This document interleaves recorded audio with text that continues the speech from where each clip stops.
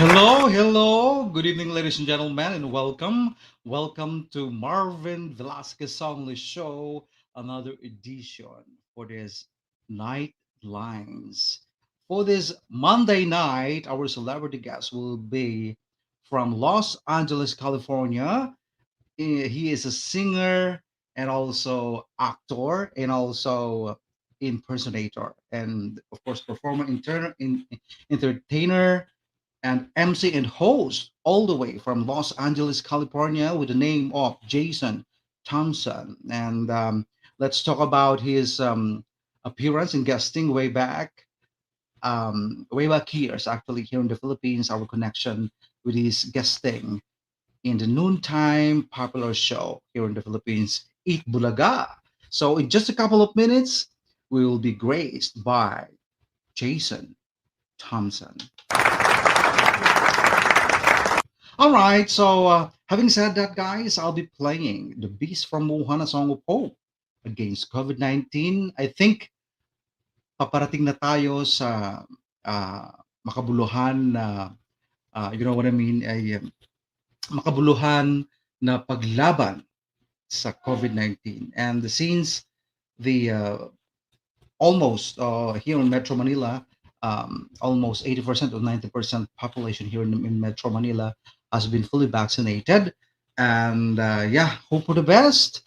Sing for this beast from Wuhan.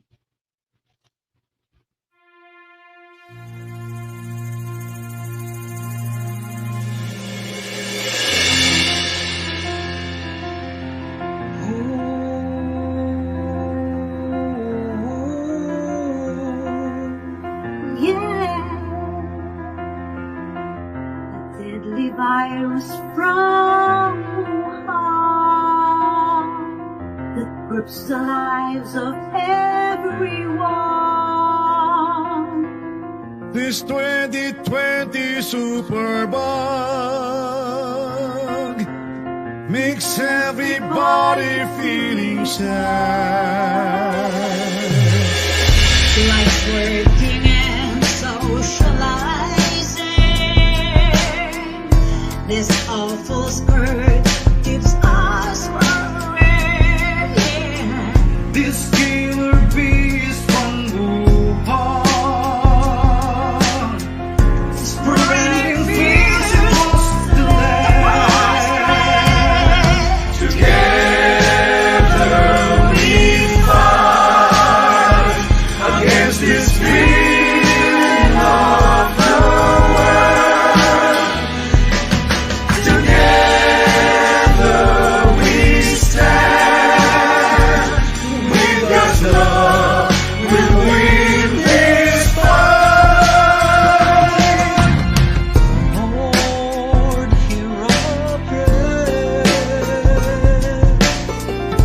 So let's all walk together as one. So let us work together as one, hand in hand, united we stand. We will destroy it to the ground. We will destroy it to the ground. Together we fight against this fear of the world. Together we stand. With God's love, we'll win this fight. We shall overcome. We shall overcome. Together we fight against this fear of the world. Together we fight. Together we stand. With God's love, we'll win this fight. Together we fight against this fear of the world.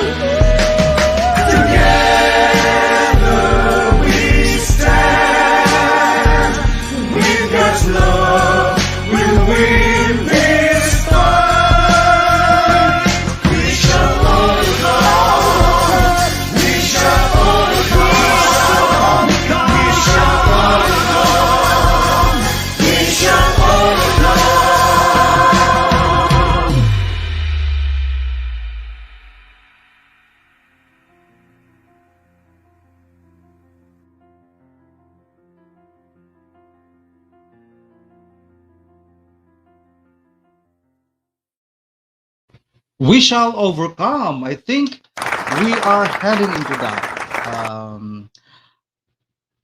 The NCR is already turned into alert level number 3, and I think yung mga bata na minors at yung mga seniors ay pwede na mag-mall, and I think meron ng uh, ibang ibang syudad o lungsod dito sa Metro Manila na hindi na ini-impose ang pagsuot ng face shield.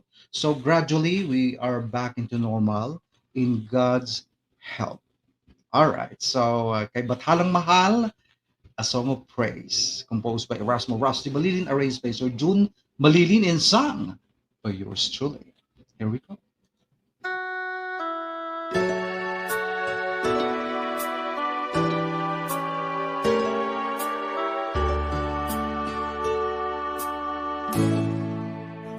Salamat po sa tulong nyo, Amang dakila na labis sa pagmamahal. Kaawaan nyo aming mga sala.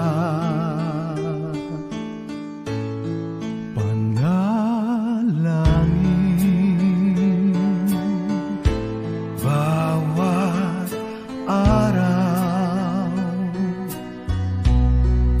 biyayang hanap, sana'y dinggin at tuparin. Pagpalain po sana aming hiling.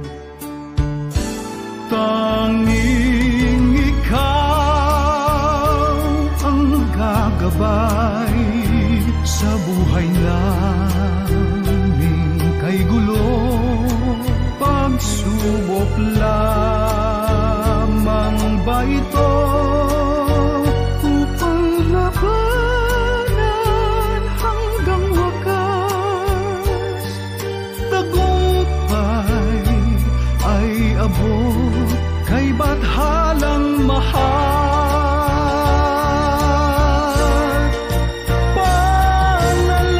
Panalangin bawat araw, biyayang hanap, sana'y dinggin at tuparin.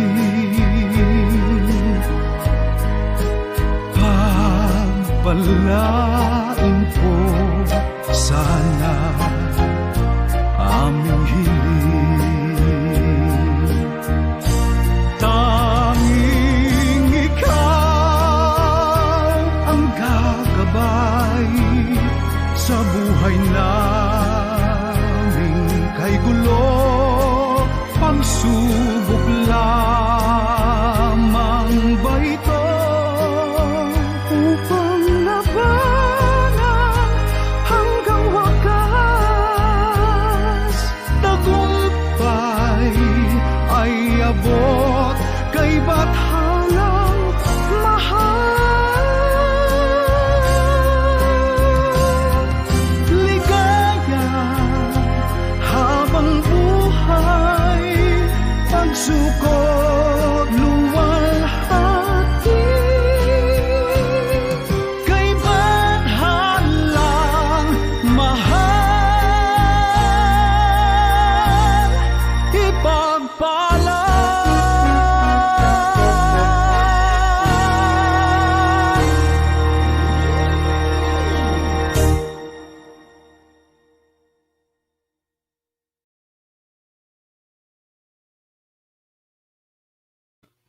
Kay Bathalang Mahal. Wow! Naglalambing po ang isang Bossa Nova Prince of the Philippines. Please like, share, comments with this amazing show and let the people know ng ating celebrity guest is all the way from Los Angeles, California. And also, he is an actor, MC, host, and also singer. And siya rin ay magaling na mga awit at talaga namang nag-guest na po siya sa mga mainstream television in international. And as well as here in the Philippines, in Eat Bulaga. All right, so the name is Jason Thompson. So just a couple of minutes ay makakasama po natin siya mamaya. And the song Tabing Dagat is sung by yours truly. Here we go. Nararamdaman natin na para tayo nasa tabing dagat. Kaya naman mga letters and music, let's give it up for Marvin Velasquez.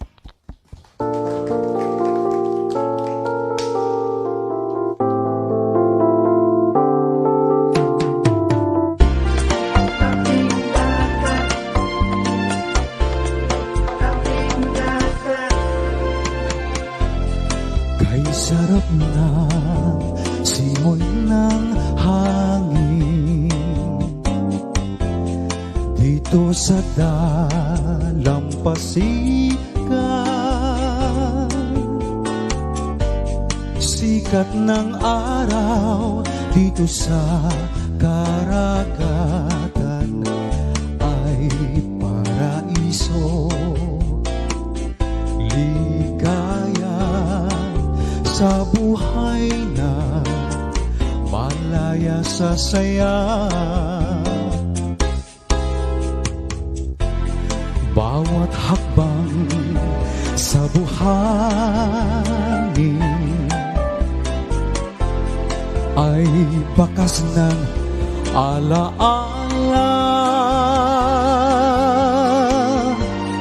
Agos ng alon sa markang nilakaran, dagming naglaho sa isang igla. Halika sa tabing dagat at tuoy lumangoy.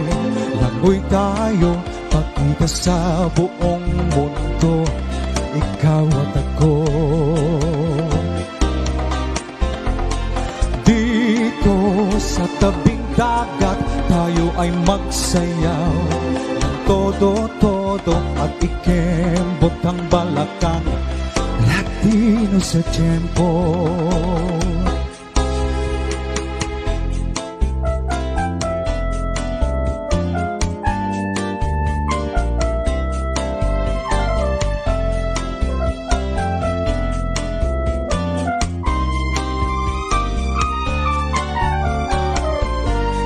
Agos ng alon sa markang nilakaran, dagling naglaho sa isang igla.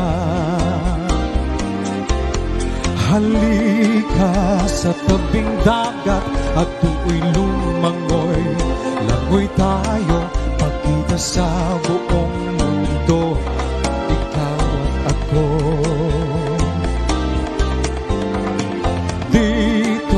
Sa tabing dagat, tayo ay magsayaw ng todo-todo at ikembot ang balakang Latino sa tiyempo.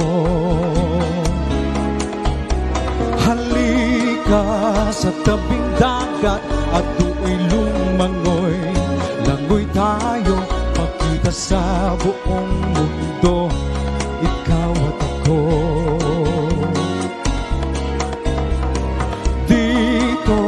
Sa tabing dagat, tayo ay magsayaw ng todo-todo at ikembot ang balakang. At ikembot ang balakang. At ikembot ang balakang. Latino sa tiyempo. Latino sa tiyempo. Latino sa tiyempo.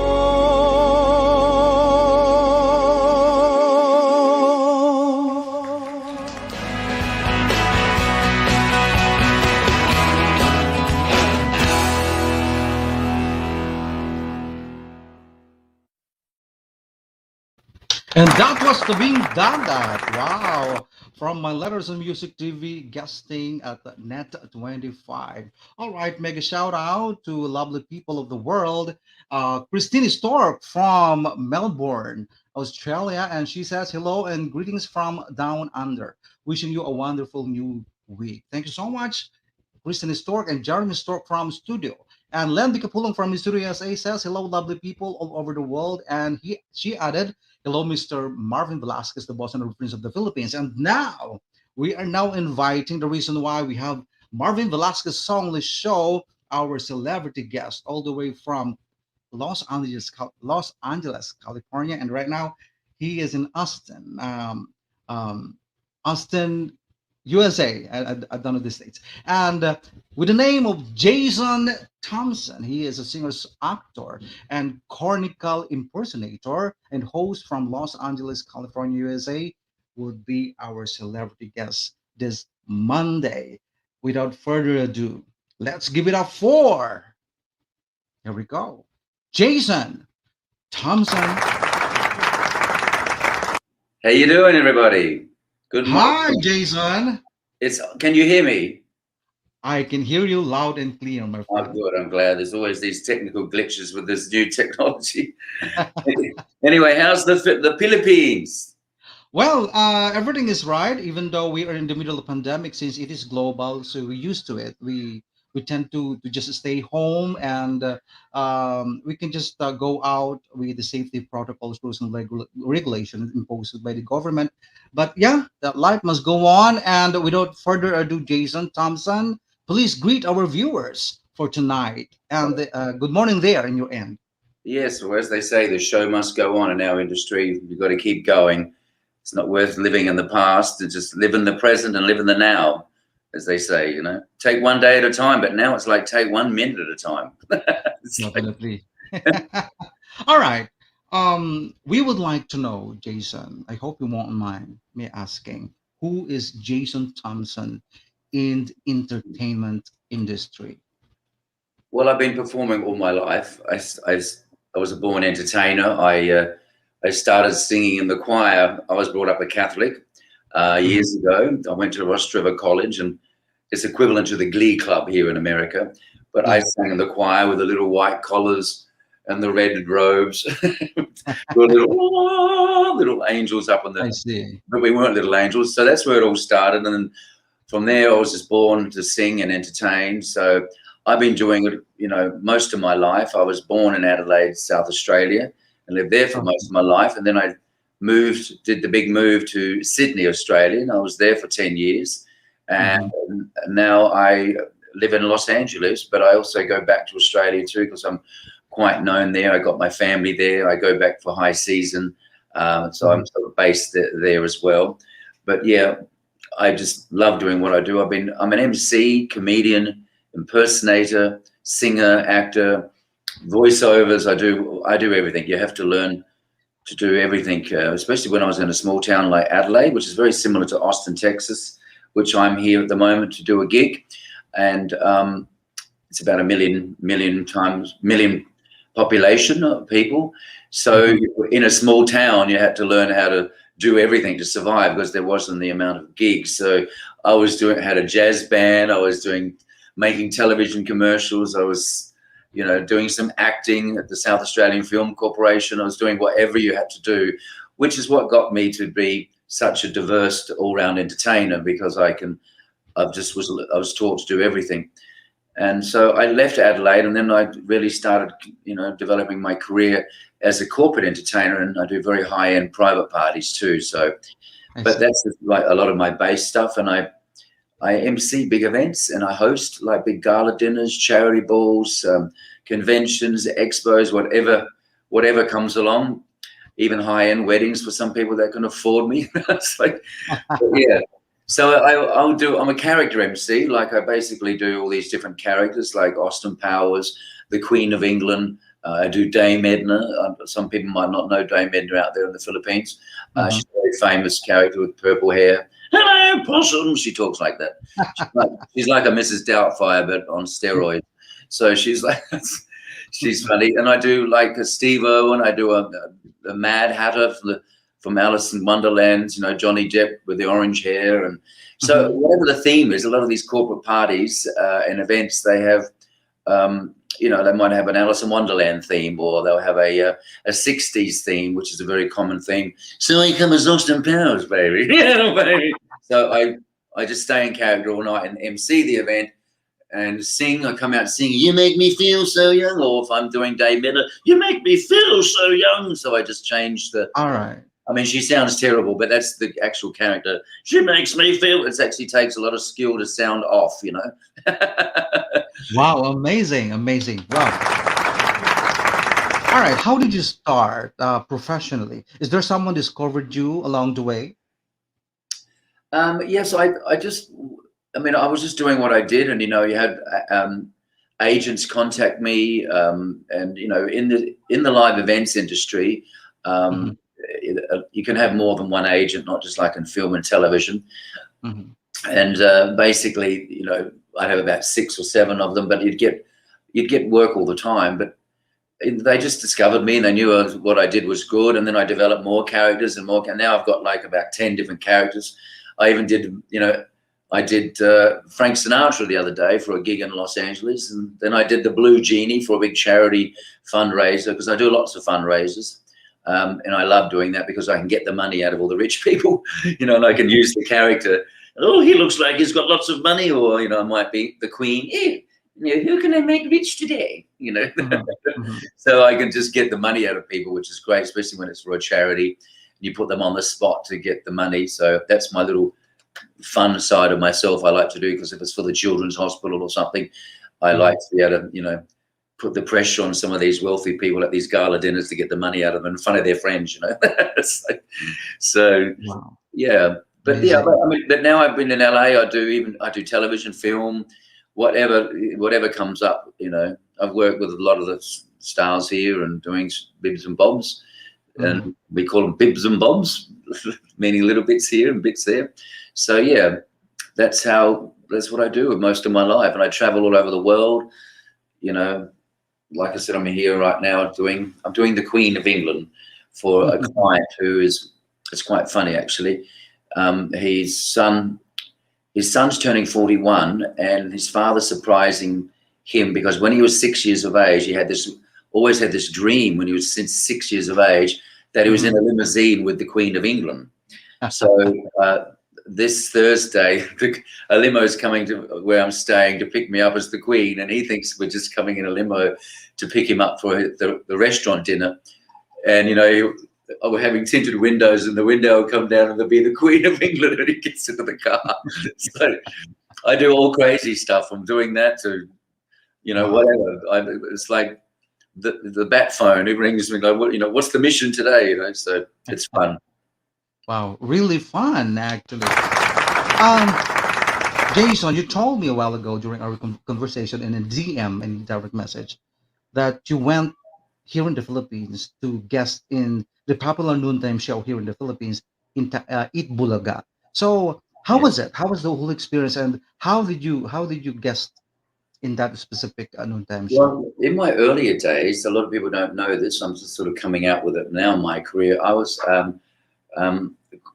a gospel singer basically in Australia. I started off in the church, as I said, with the Catholic Church, but then I went sort of into, I would go on Sundays to every kind of denomination, Baptist, Salvation Army, United, Lutheran, you know, you name it, and I would sing to all Christian churches and stuff like that. And I studied to be a minister for 2 years, and I was a credentialed minister. And so I was over in the Philippines touring, doing some singing, and I got on the show. And I went down to Butuan City, Cagayan de Oro even, Cebu, and there was like concerts of, you know, 2,000 people back then on the day. And some people might even remember me watching today. that was in the, oh God, the early 90s or something. But your show, Eat Bulaga, has been running for like over 40 years or something. Yes. With Tito, Vic, and Joey. Yes. With this trio. It's they might even remember me. You know, I think about 10 years ago, I think I tried to contact the East BULAGA to find the footage somewhere because I'm sure they've got archive, but apparently they've moved studios. And where I They was, moved. Yeah, they moved already. there was a place where it was a huge, big old theatre or something like that, where there was 2,000 people in the audience when I sang, and it was live. I sang with backing track, but it was a great experience. And you know, apparently there's 3 million people that watch every day, so I could feel that coming through the, you know, the camera. I could feel the vibe of, wow, 3 million people watching me. So that was a lot of fun. It was great, and I love the Philippines. I love the Filipino people. Just beautiful people. Thank you so much. All right. So upon came across with this huge show here in the Philippines, have you tried any delicacies here in the Philippines? Just like, you know, our cuisine, just like, you know, our food, something like that. Do you still Oh, remember how was it? I remember when we went down. I think it was Butuan City. They put on a feast for me, Uh-huh. and they killed the pig. It's like Oh, the pig on the spit, you know. I see. Lechon. Yeah, lechon. Excuse me. That Yes, was lechon. Yes. it was, and they had the whole big spread of food, and they were and the only thing I couldn't handle was they cooked the eggs in the pig's fat. Ew.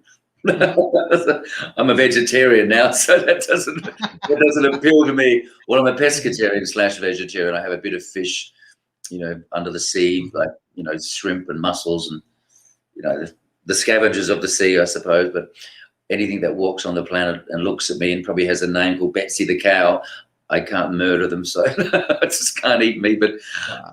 that's the only thing I can remember really of Filipino food. but besides the rice and there was some lovely dishes like that, I remember. But it was that experience I remember the most. To answer your question. Wow. Thank you so much for that. They had Thoughts. it was right through its mouth, and I was Apple. turning it around like that on the spit. But I ate meat back then, so it wasn't a problem. Wow, thank you so much for that thoughts. We need to shout out the lovely people who's watching up right now. Jason, Yep. Kristen Stark, she is from Melbourne, Australia, and she says hello and greetings from down under. Wishing you a wonderful new week. And Len Bicapulong from Missouri, USA. Hello, lovely people all over the world. And she added, hello, Mr. Marvin Velasquez, the Bossa Nova Prince of the Philippines, and Jason Thompson. And also we have here James Cameron from he is from Wisconsin. And he said hello Marvin, and he added hello Jason Thompson, greetings from Wisconsin. And here Bromek from I think she's from Doha, Qatar. Assalamualaikum, my friend. And she said hello Marvin and hello Jason. And Len Bicapulong from Missouri, USA says, welcome to MVSS or Marvin Velasquez Only Show. Mr. Jason Thompson. And James Cameron added, hi, how are you, Jason Thompson? All right, I have here the one you sent me about your YouTube channel. I tried to scrutinize those. And we need to play a bit of your impersonating with the Queen of England. Just a simple glance. And let's talk about this one as well. All right. So let's give it up for Jason Thompson with his impersonation.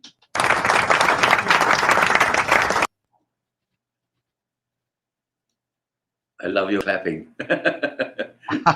Thank you so much. And here we go. I think this one. Yep. The whole family is saddened to learn the full extent of the last few years have been for Harry and Meghan. I personally am sorry that they both fell into such a dark place. That was a bit of a serious Because of piece. not being heard, a deep loneliness, and that they both felt trapped and unprotected. Ew.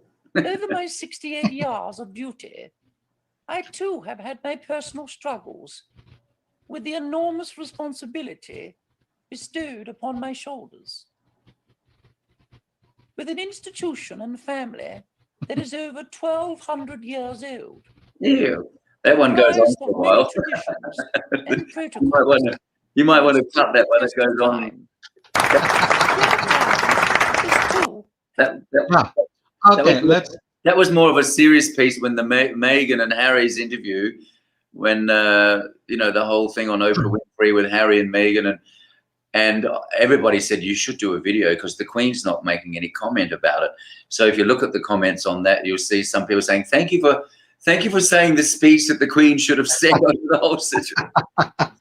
So, I mean, I do, there's other queens there when I do Naughty Queen and Funny Queen. Mm-hmm. Sometimes I go to events and she starts off all normal. Then they go, here's your gin and tonic, Your Majesty, because she drinks gin and tonic. And I'll go, yeah, thank you. Then she starts dancing at the wedding and or whatever I'm doing, or the corporate event, or, you know, I just did television recently on the Whitney Cummings show as the Queen. It was very funny. Mm-hmm. So Whitney Cummings is a big comedian here, for those who don't know. But yes, I do like a funny Queen too, like when she's a bit cheeky. It's like the Queen you would see behind closed doors, you know. Mm-hmm. You know, those royals. All right, Jason, in your impersonating, is there any instances that you've been bashed by someone else, that you didn't justify what you're doing? You mean someone bashed me like verbally or Or in literally? in any norms, verbally, in social media, or in text and DM, or whatsoever? No, sometimes you get some, I mean, not with any of the other characters like Austin and Dame Edna and all these, you know, the Mad Hatter and all these sort of fun things I do.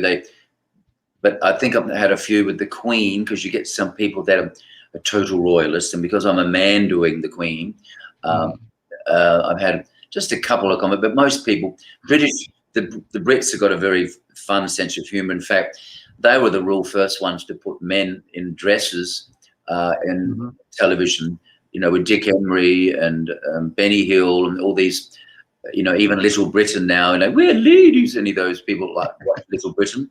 You might not get that over there, but, you know, the British are very funny. And, you know, it's for years men have dressed up as women. Like I know you guys do it in the Philippines too. Yep. There's a lot of men that dress up as women, and it's funny, you know. Yeah. And but yeah, I think I remember even that you do the clowny type drag queens there when they do all their makeup all funny, you know. So yeah, but the Brits have got some sense of humor. But to answer your question, I had a few people saying, "Oh, that's not the Queen," and blah, blah, blah, you know, and you know, they weren't impressed. A few people, but that's total royalist, you know, that just worship the Queen. But yeah, you can get away with that in America. I mean, sorry, in London, because they always make fun of their leaders and stuff like that. You couldn't do it in Thailand. If you made fun of the king there or something, you'd be killed. Yeah, definitely. You will be prosecuted. Well, but that's just a different culture, you know. That it's a different culture, and you know, the British can laugh at it. It's like laughing at yourself. You've got to laugh at yourself. Yeah. Americans never used to be fully like that either, but because Australians were obviously part of the Commonwealth. There's all the countries that the Queen's got her face on. I think there's 35 countries. And so a lot of the Australian humour, because we were a penal colony originally, just as America was before it went independent, they would send them to America, but then they sent them to Australia after that, but it was a jail. So there was a class system. So you could make fun of, you know, they laugh at themselves, like the lower class and the fun. It was like the movie The Titanic. Remember, there was the upper class, and there was the real party was down underneath the fun stuff. So there's always a bit of a joke between the upper class and the lower class, and then even amongst the class themselves, they would joke and, you know, make fun of the person. But it's, you know, impersonating someone and making fun of someone arguably is the most highest form of flattery, you know. So if I can impersonate you, even get your voice down and look like you, even with makeup, it's like, wow, you really know me, you know, that well to be able to do me, you know what I mean? So it's like when someone buys you a present, you go, oh my God, you know me. When some people buy you presents, you go, oh, you don't know me, you know. So when you know someone and you can actually impersonate them, it's a very good gift, really, to give to someone. That's why when you do a roast here, it's funny. But Americans have learned to become a little bit more like the British humour too now, because they're starting to laugh at themselves, where before that God bless America, and they've loosened up a lot since even the 10 years I've been here, especially with all the environment that's been going on the last 6 years, and what's going on in politics and the insurrection and all that sort of crazy stuff. A lot of people just learning to laugh, which is what Australians have been doing and British people have been doing for years. You got to laugh at yourself. Yeah. Don't get too Wow. serious. Oh, thank you so much, Jason. And I have here your what we call it this. You have here also your being the. Let's play about it. This one, the Austin stuff. Austin Okay. Powers. I call myself Austin Flowers because legally I can't call myself Austin Powers, but there's flower power, so it's like, yeah, baby, enjoy that, you Randy, baby. Uh-huh. Yep. No, So I think this one is also is good. Okay, let me check. I've got several right now. Oh, that's just the collage. Oh, I That's really good 30 seconds. I think it was an ad I made of. and this one. It How was, about I this think, one? over COVID. It was actually over COVID because I had to really humble myself because I thought, well, the show must go on. I can't do live gigs or big, huge venues because of COVID. So I had to humble myself and do singing telegrams out the front of people's houses. That's the only work you could do. So it was humbling to do, because singing telegrams is not the real high end of entertainment industry. And there's all areas of entertainment, from cruise ship entertainment, circus entertainment, television, film. There's so many varieties of entertainment, but singing telegrams was a little bit like, you don't get a lot of money for doing them. So, but I had to humble myself over COVID because the only thing I thought, I think people probably want to do a social distancing performing at the front of their house. I'd do it on the front of their doorstep, and that was the only thing that kept me going. And I do obviously a lot of Zoom stuff because a lot of stuff was online. But I was actually blessed in some ways because I was getting at least out of the house, and I could do a performance and surprise someone for their birthday as the Queen, or but I would be high end singing telegram. I'd have to charge a bit more than the average singing telegram that would come in a monkey suit or something, or a maid's outfit. But the show, like they said, the show must go on. But I learned a lot from that.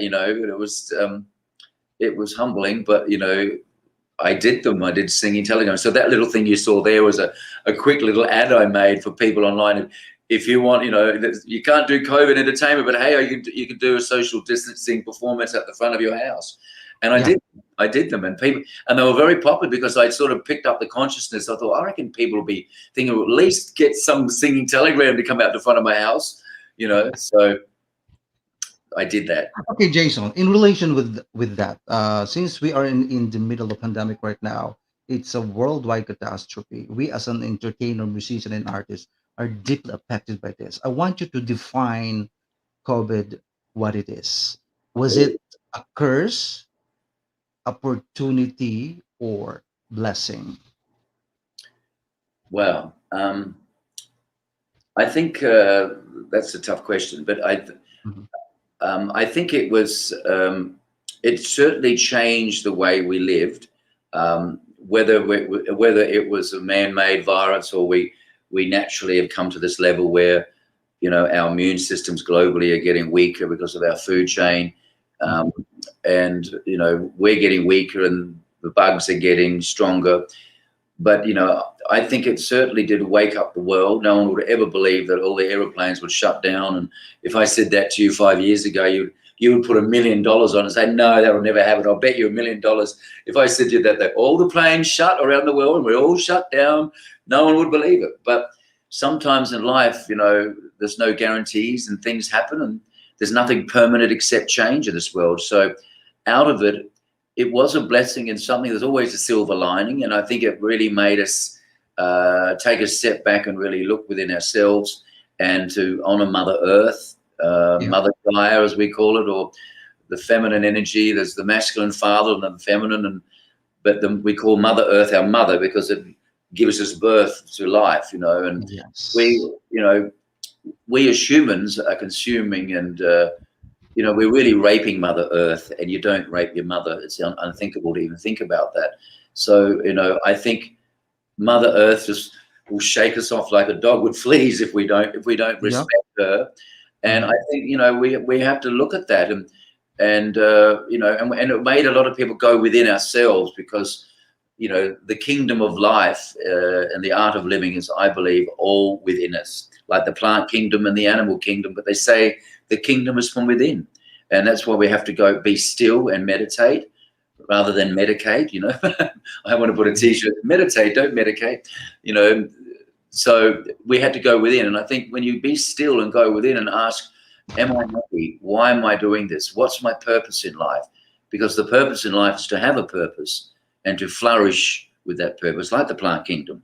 Everybody should be flourishing like the forest with their fruits, which are your gifts and your talents that you bring to the table of life. You know, that's the way I look at life. Wow. Well said. Thank you so much for that. Yeah, we need to shout out the lovely people again. Rico Garcia, the Just Screw of the Philippines. He's a singer also here in the Philippines. Says, very funny. Hello, James. Comment. Greetings from the Just Screw to all the wonderful viewers of MVSS. And he said also that uh, a very warm Pinoy welcome, Mr. Jason Thompson. Great to have you here at Marvin Velasquez Songlist Show.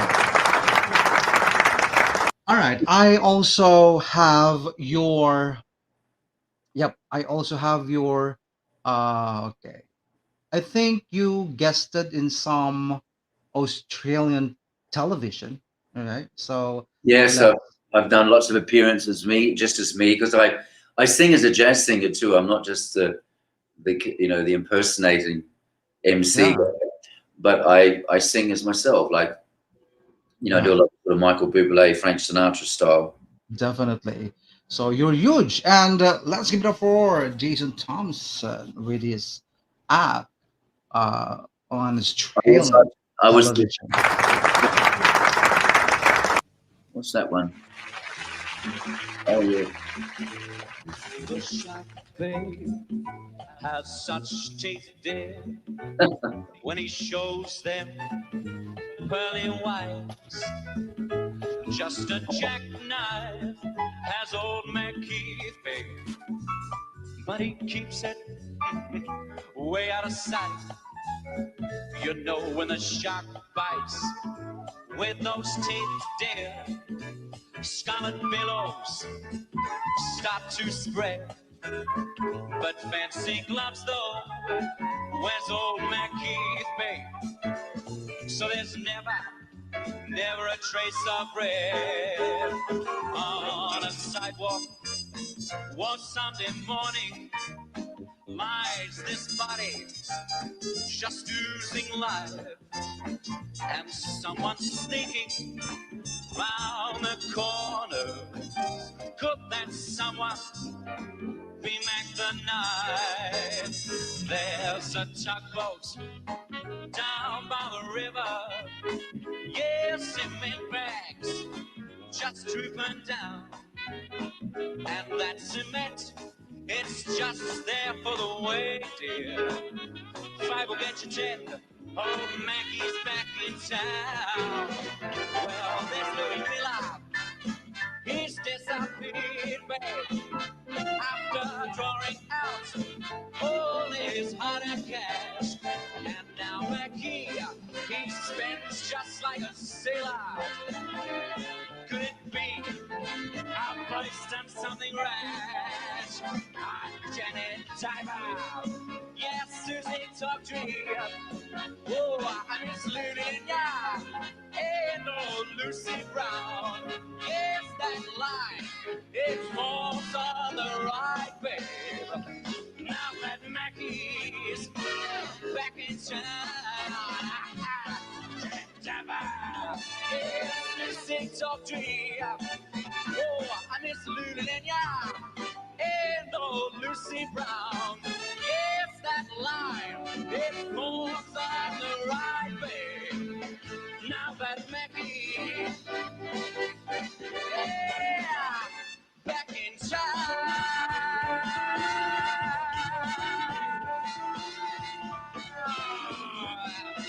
Look at old Mackie.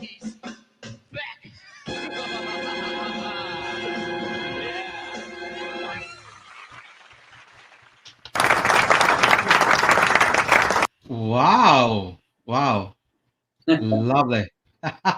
So how was it? Tell us about this one. Really amazing. I loved it. Okay. That was on Australian television. I was contracted to the Bert Newton show, but he just recently died last week. No, I'm so sorry to hear that.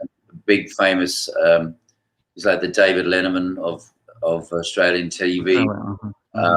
But yeah, he was greatly missed. But it was his show I was contracted on. I did a few performances for his show years ago, so that was live television there too. So just like BULAGA, there was no room for mistakes. So you have to do it.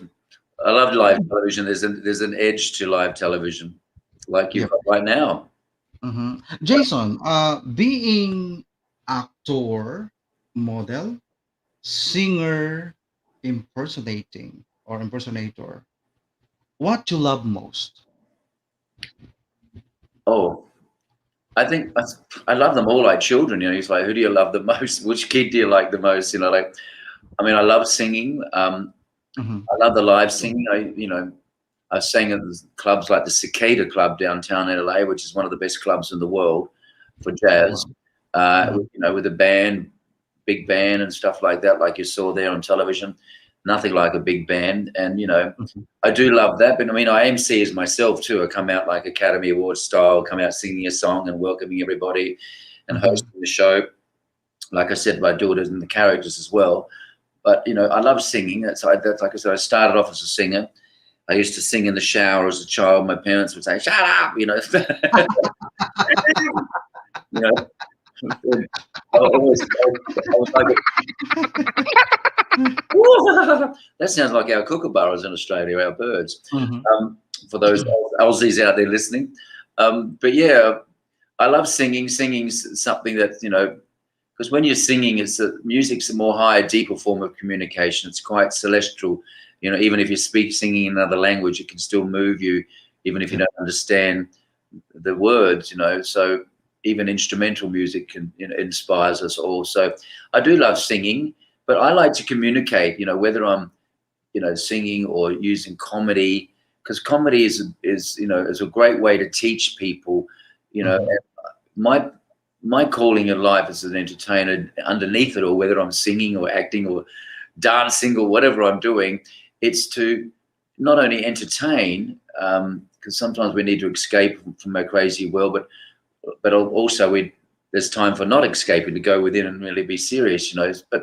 But I find, especially in these times, that, you know, laughter is the best medicine, and I like using comedy to raise the awareness on this planet, because, you know, frankly speaking, we're losing the art of living, and there is a crisis in consciousness, and especially for our young kids, they need good role models, and, you know, they need, you know, the lyrics of songs, for instance. We're all storytellers. In one way or another, you know, whether you're an entertainer or not, we're all storytellers. We all have a story to tell. And that's why old elders in tribes would tell the stories to the young ones. So young ones need stories, you know, but all they're getting is like on their device. So Gadgets. we need the elders, which I am now. I'm not going to tell you my age, but, you know, like, we have to pass on the flame, you know, like, to the young ones, to just to remind them about life and to free people from concern, like an old auntie used to do, like, "Oh, that's normal, dear, don't worry about that." And you feel better because, you know, they reassure you about certain things. So, you know, as a comedian, I like to free people from concern and encourage people also to do, you know, be themselves, you know, be authentic. Years ago, believe it or not, I was also a co-founder of a health retreat. There's another spiritual side of me, you know, even though I was a minister, but I don't believe in a lot of organized religions today. I think they separate us all. And there's over 5,000 different recorded religions in the world, all saying, "I'm the one, I'm the one." They all can't be the one. So we're all actually one. It's all the same great spirit, as, you know, I believe there's a great force be with you, like in Star Wars, may the force be with you. Some people call it the Holy Spirit, or some people call it the Great Spirit, the omnipresent, the omniscient, the omnipotent force be with you. We're all connected to that. We are all connected. That's why We are all connected. the more I connect with you, that means we're all one, and I'm looking after you and you're looking after my interests, you know, rather than all having division. And I think a lot of the world today is being divided and separated. on all different issues. But at the end of the day, we have to respect people and allow people to grow, because you can't force a flower to open. You've got to, everybody's at a different level. And, you know, I believe everybody's doing their best based on their level of awareness and their even capacity to be aware. You know, like you can't put 1 megabyte into a 1 terabyte into a 1 megabyte. You know, like a older person to a younger person, you've got to develop their brain and to even receive the information and to grow. So you can't, you know, you have to allow people to grow, you know, and you, like I said, you can't force the flower to open, and you just, you know, don't judge people and just be gracious and tolerant of people, you know, even if you think they're not at my level yet, they don't see, you know. One thing I did learn out of being a gospel singer is there's an old saying, they look but they don't see, and they listen but they don't hear. So you have to allow people to grow, you know, and by you growing and flourishing, then that speaks volumes. You don't have to, you know, preach to people. When you're fully functioning and happy, people go, I want what you're having, you know. And then, you know, you just being yourself inspires people and show them the way, you know, because when you're truly shining, it gives the license for others to do the same, right? Very well said. Len Bicapulong says, Jason Thompson resembles like Michael Fox. Wow. Thank you so much. Michael who? Michael Fox. Oh, Michael Fox. I've never had that one before. I've had Michael Douglas, Robin Williams. I've had him a few times. What's his name? Gordon Ramsay. It's like, I don't. Rico Garcia says, I like Jason's words of wisdom, very intelligent views in life. Wow. Thank you so much, Rico. And Lambi Kapulong says, awesome song. What an amazing voice, Mr. Jason Thompson. You nailed it. Love it. Bravo. Wow. All right, Jason, in all those achievements that you have had being the multitask in entertainment industry, you already tackle a lot of things. What keeps you going up to this moment? What keeps me going? Like I said earlier, I'm functioning with my true useful purpose. You know, at the end of the day, it's like you've got to do what you're born to do, you know, being authentically you. And my purpose in life is to do what I'm doing, is to teach, to encourage, to inspire, to make people go, wow, I never thought about it like that before. And, you know, using comedy, because I'm like a puppeteer, you know, when the person's got the puppets and my characters are like a puppet, and I can blame it on the puppet. You know, was that is it ventriloquist, something like that? The what? Oh, ventriloquist. Yes. No, I was more talking about, you know, when you have a puppet, you can, he talks like, hello, so then you might go, well, you can't say that out there. Why? What did I say? You know, you can blame it on the puppet, you know, even though you can say things that people are uncomfortable saying. So when I dress up in all my puppets, like whether I'm doing the Queen or Austin Powers, it's a medium that I can just say and state the obvious in the room or whatever's going on. And it's an icebreaker. It opens up conversation. And especially when I love live events, because often they're in fancy dress too. If it's a 60s party, you know, Austin comes out and hosts the night, and everybody else is also dressed in 60s gear. So it's like going into the holodeck of Star Trek. You know, it's like everybody else. It's not just a stage and an audience sitting down in chairs watching you and going, okay, make us laugh or do something. They're part of the show almost, because they're dressed. And, you know, so I get up and MC the night, then go down amongst the people and do what I call roving performing and situational comedy with photo opportunities and so forth. But they're interactive with the people, which I really like. And a lot of people, especially in the corporate world, they might have their sort of little corporate mask on, but it's obvious that I've got a mask on because I'm Austin or the Queen or my drag character, Shirley Shag. Well, I do drag as well, by the way. My own character, which is not an impersonation, but basically it gives me a license to, if they've got an invisible, like a mask on, and I'll go, hello, possums, or oh, hello, yeah, how are you? And I connect with the person, and they go, oh my God, who are you? You're freaking me out. But they feel the connection, even though I'm being Austin, but I'm still being me a little bit through it, where it basically makes them pull off their mask. And it's like, hey, school's out, you can have fun and just be yourself. So we all wear masks, whether you're driving a bus or being a nurse or a doctor, you put on a uniform, they put on a uniform too. Like I put on a uniform for Dame Edna or the Queen or whatever. So it's a wonderful way of, connecting with people in the room. And it's a way, because I'm setting a precedent saying, well, I'm a character. You know me as Austin Powers because they've seen the movie, but I don't know you. But I connect with them, and they feel that, and it gives them a license to unzip and come out and play at the party. You know what I mean? Yeah. Wow. Amazing. Way back years, Jason. Since, of course, sometimes we tend to we tend to glimpse with our past. If there are some instances that you can be able to talk to your 12 years old self, what can you say to your 12-year-old self? Don't worry about what other people say or think about you, because what other people think of me is none of my business. Yes, Just be definitely. yourself. The name of this health retreat I pioneered was called Authenticity. And the reason why Authenticity. we called it that was just to be your authentic self. And, a lot of young ones are out there. They've got so much peer pressure out there today with Photoshop and looking perfect. And, at the end of the day, you need to be self-actualized and, be yourself. If it's like the plant kingdom I used before, there's apple trees, oranges, bananas. But if you're an apple tree, be an apple tree. Don't try and be a banana tree, because that'll Yep. look weird. You'd go up to the apple tree because you want to make apple pie, and you go, where's those apples? How come they've got these old bananas pinned on them that stole from someone else? So that's what a lot of people do. They try and copy. Oh, I'll be like Madonna, or I'll be like, and it doesn't look good on you, that hat, because it looks good on Madonna. Like, just find yourself and be your authentic, true self. And the word authenticity is a Greek word, and I love that word. And it means authentikos. It's pronounced in Greek, and Uh-huh. it means genuine and pure, not defiled, corrupted, or mixed with something else, unadulteratedly you. There you go. Yes, So the you more said it. authentic yourself you can be, it's like the trees. You're flourishing and blossoming, and then people will come to you because you've got beautiful blossoms. Like when you go buy flowers, you don't go buy all dead wilty ones. You buy nice wholesome ones, and that's what will make you successful, by just being yourself. So I would say that to my 12-year-old self, because when I was young, I had a lot of people try and pull off my blossoms, Mm-hmm. and squash them, which causes damage in people, and I certainly, we all get that. People fear what they don't understand.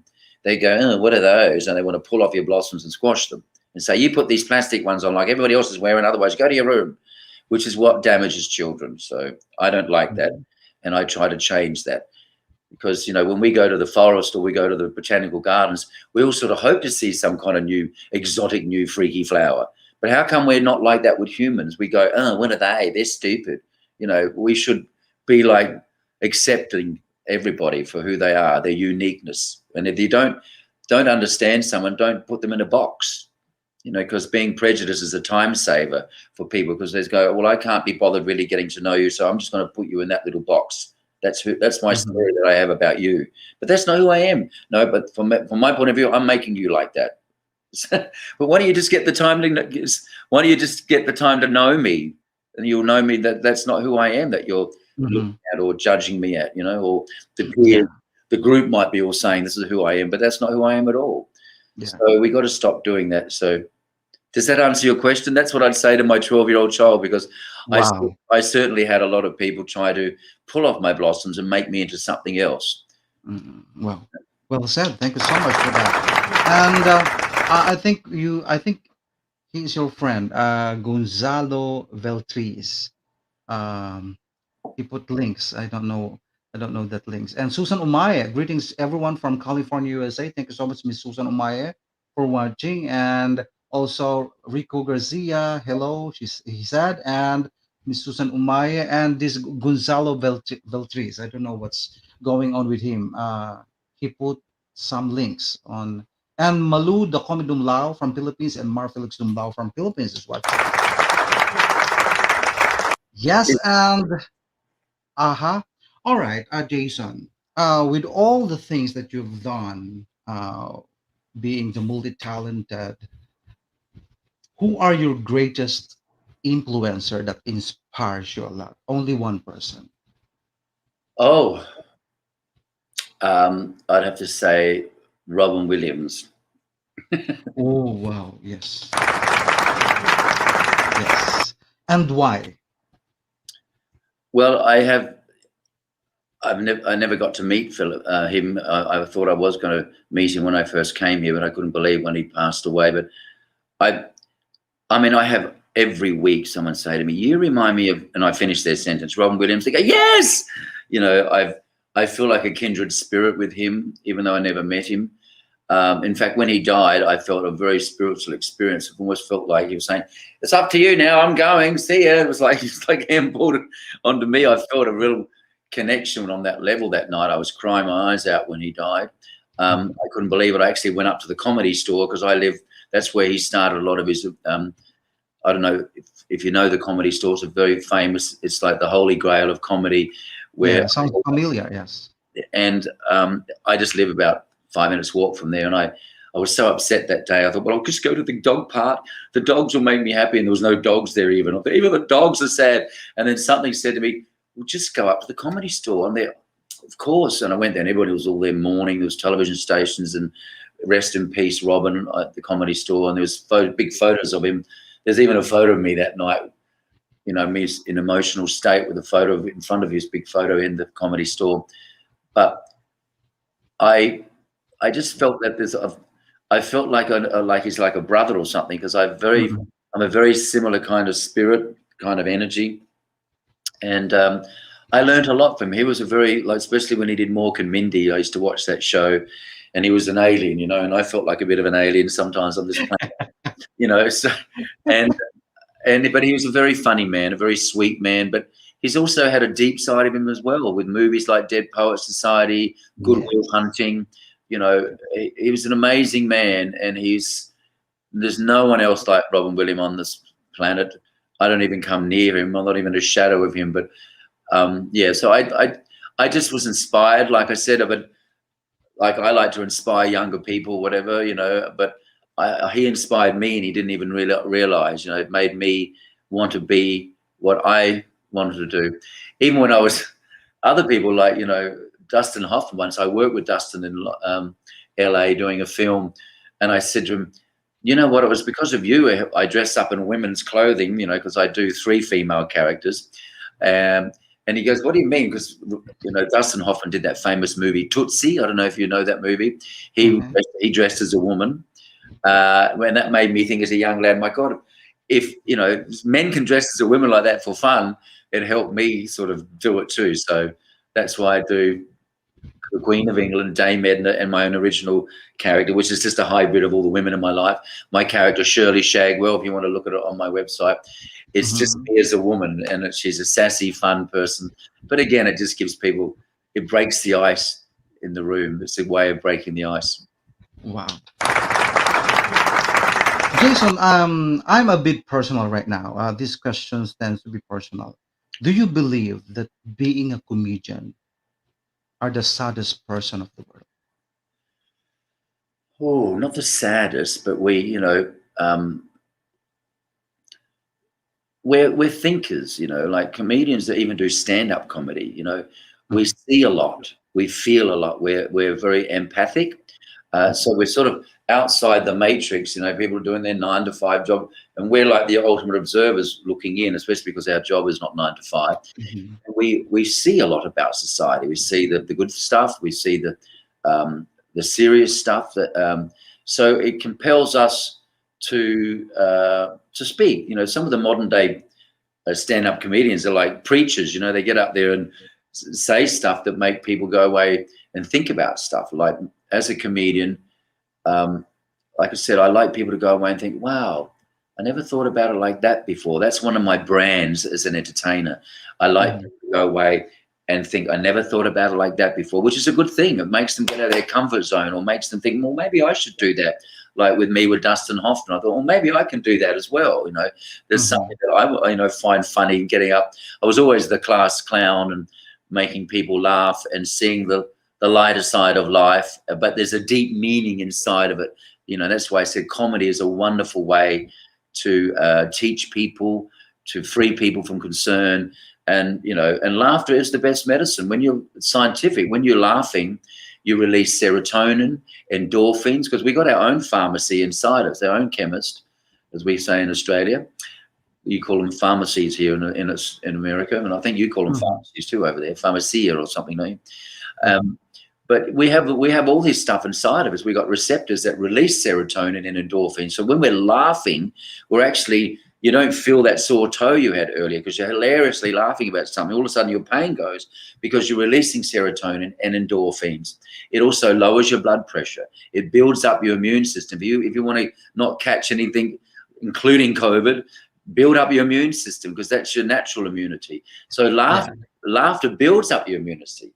It de-stresses you, and it promotes creativity, laughter.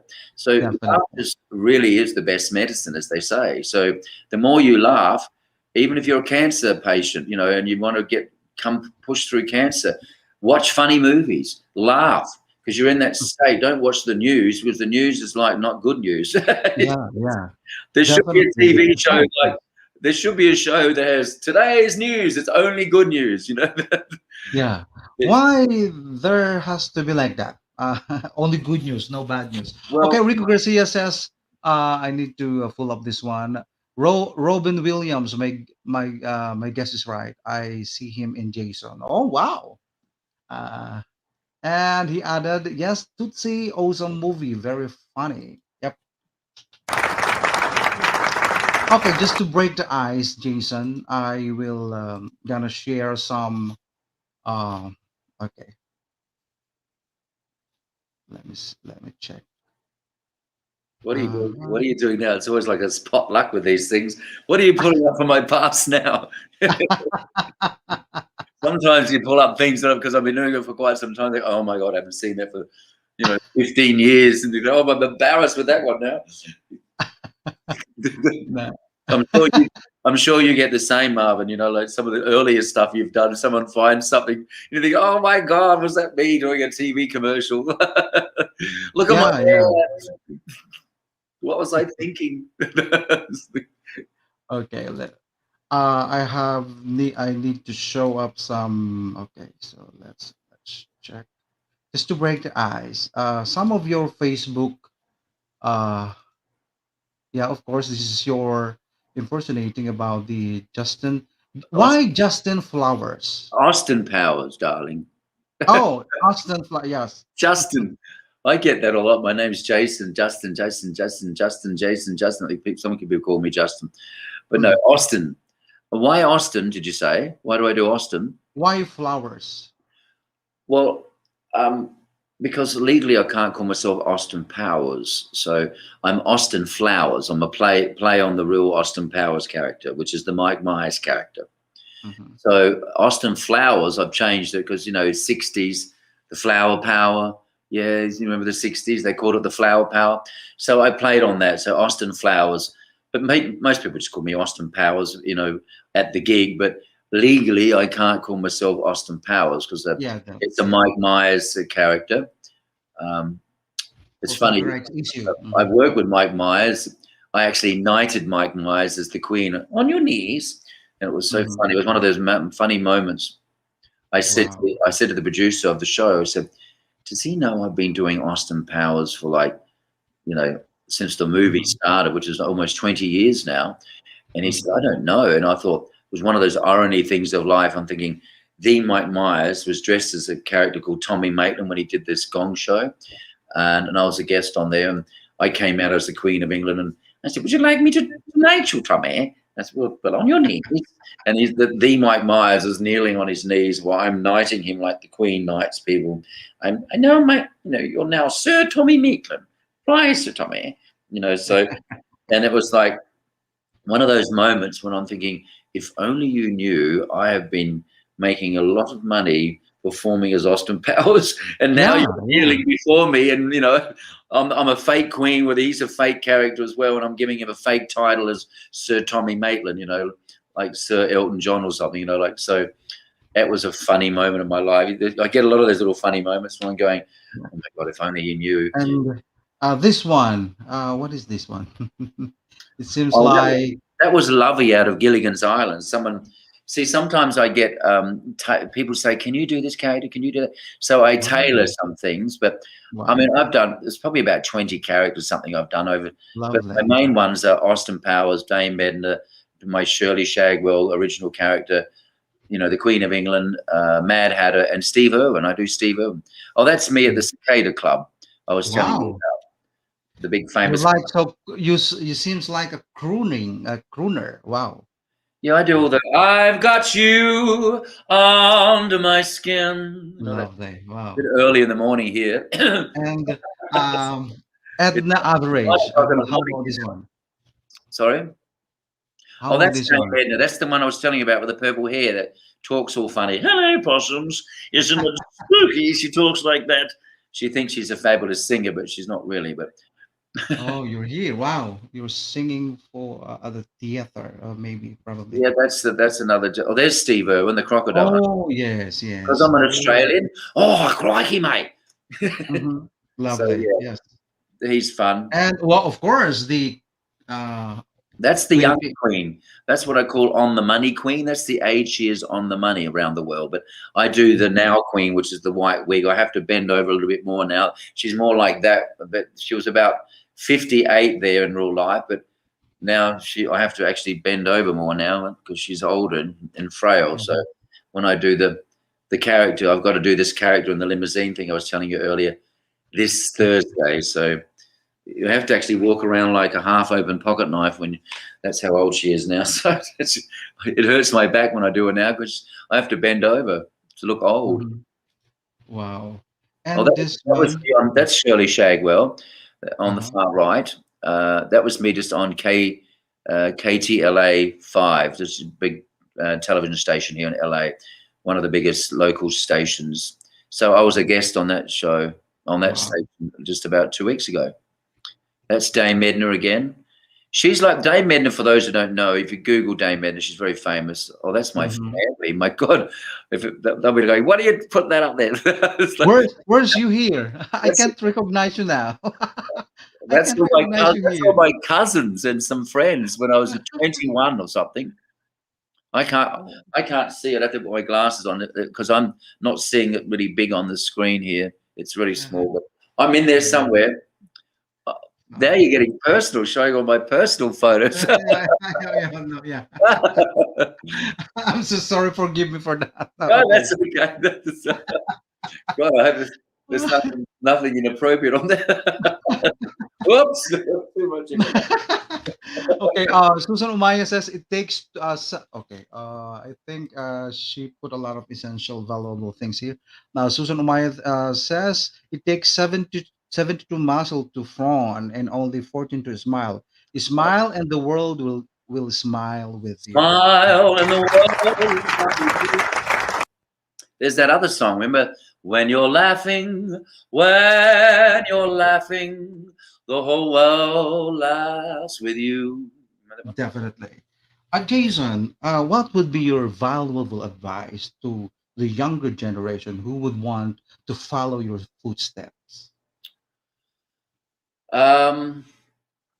Advice: just believe in yourself 100% and live by faith in that. You know, sometimes you can't see the seed about to pop up out of the ground, but it's growing. So you've got to believe in your purpose, like I said, because the purpose in life is to have a purpose and to flourish with that purpose. So don't give up. Just keep your dream, because you've got to do what you've got to do. If you're not functioning with your true useful purpose, you'll be dysfunctional, and you'll try and fill up the hole in your soul with codependencies, compulsive behaviors, and the addictions. And there's a lot of those out there.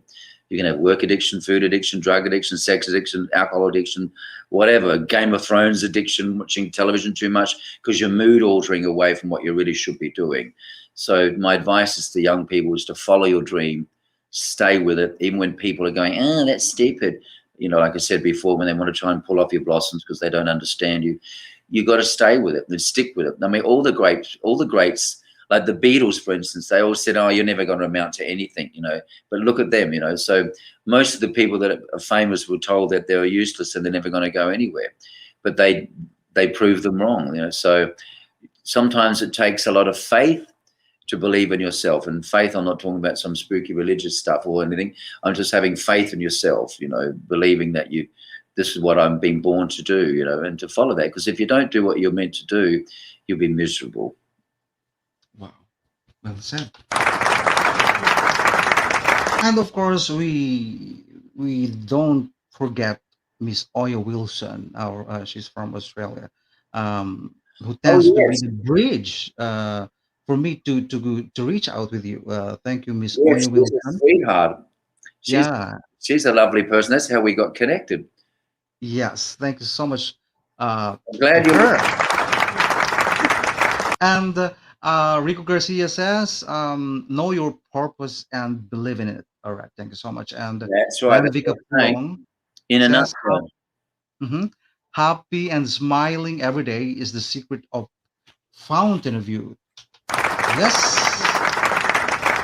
Well, you All go right. and you smile, and you see some people who are they're like that. They've got the wrinkles, like they're always mad about everything. You know, like be happy.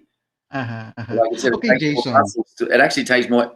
It's actually harder to look sad. You're using more muscles to look all angry and upset all the time. You know, Jason. Since you've been impersonated a lot of celebrities in Hollywood, is there any Hollywood personality you still want to impersonate with? oh, I've worked with Paris Hilton a few times on a video clip. So some people, I thought of doing a character called Paris Hyatt instead of Paris Uh-huh. Paris Hyatt. But no, I'd call myself almost a word on parasite. Paris Hyatt, because you've always got to change the name, like the Austin Flowers thing. Like Yep. the character of the Dame Edna, for instance, the real name is Dame Edna Everidge, but I call myself Dame Edna Average. So you've got to make a bit of a joke with the title. So I could do Paris Hyatt, like the Hyatt hotels instead of the Hilton hotels. But if you say Paris Hyatt, it sounds like you're saying a parasite. Wow. Yeah. Yeah. That would just be a funny thing. I don't know how Paris would feel about that, but I know Paris, so she might find it funny. She might not. But, you know, depends on Uh-huh. how sensitive people are. But yeah, I have thought of doing that. But I don't think I'd ever do it. But But anyway, Wow. Wow. if you look, Maybe if you look on, power. I think if you look at my Instagram, you'll see me dancing and doing a video clip with Paris. Wow. Hmm. I should have looked for it. Okay. Sayo ay akin.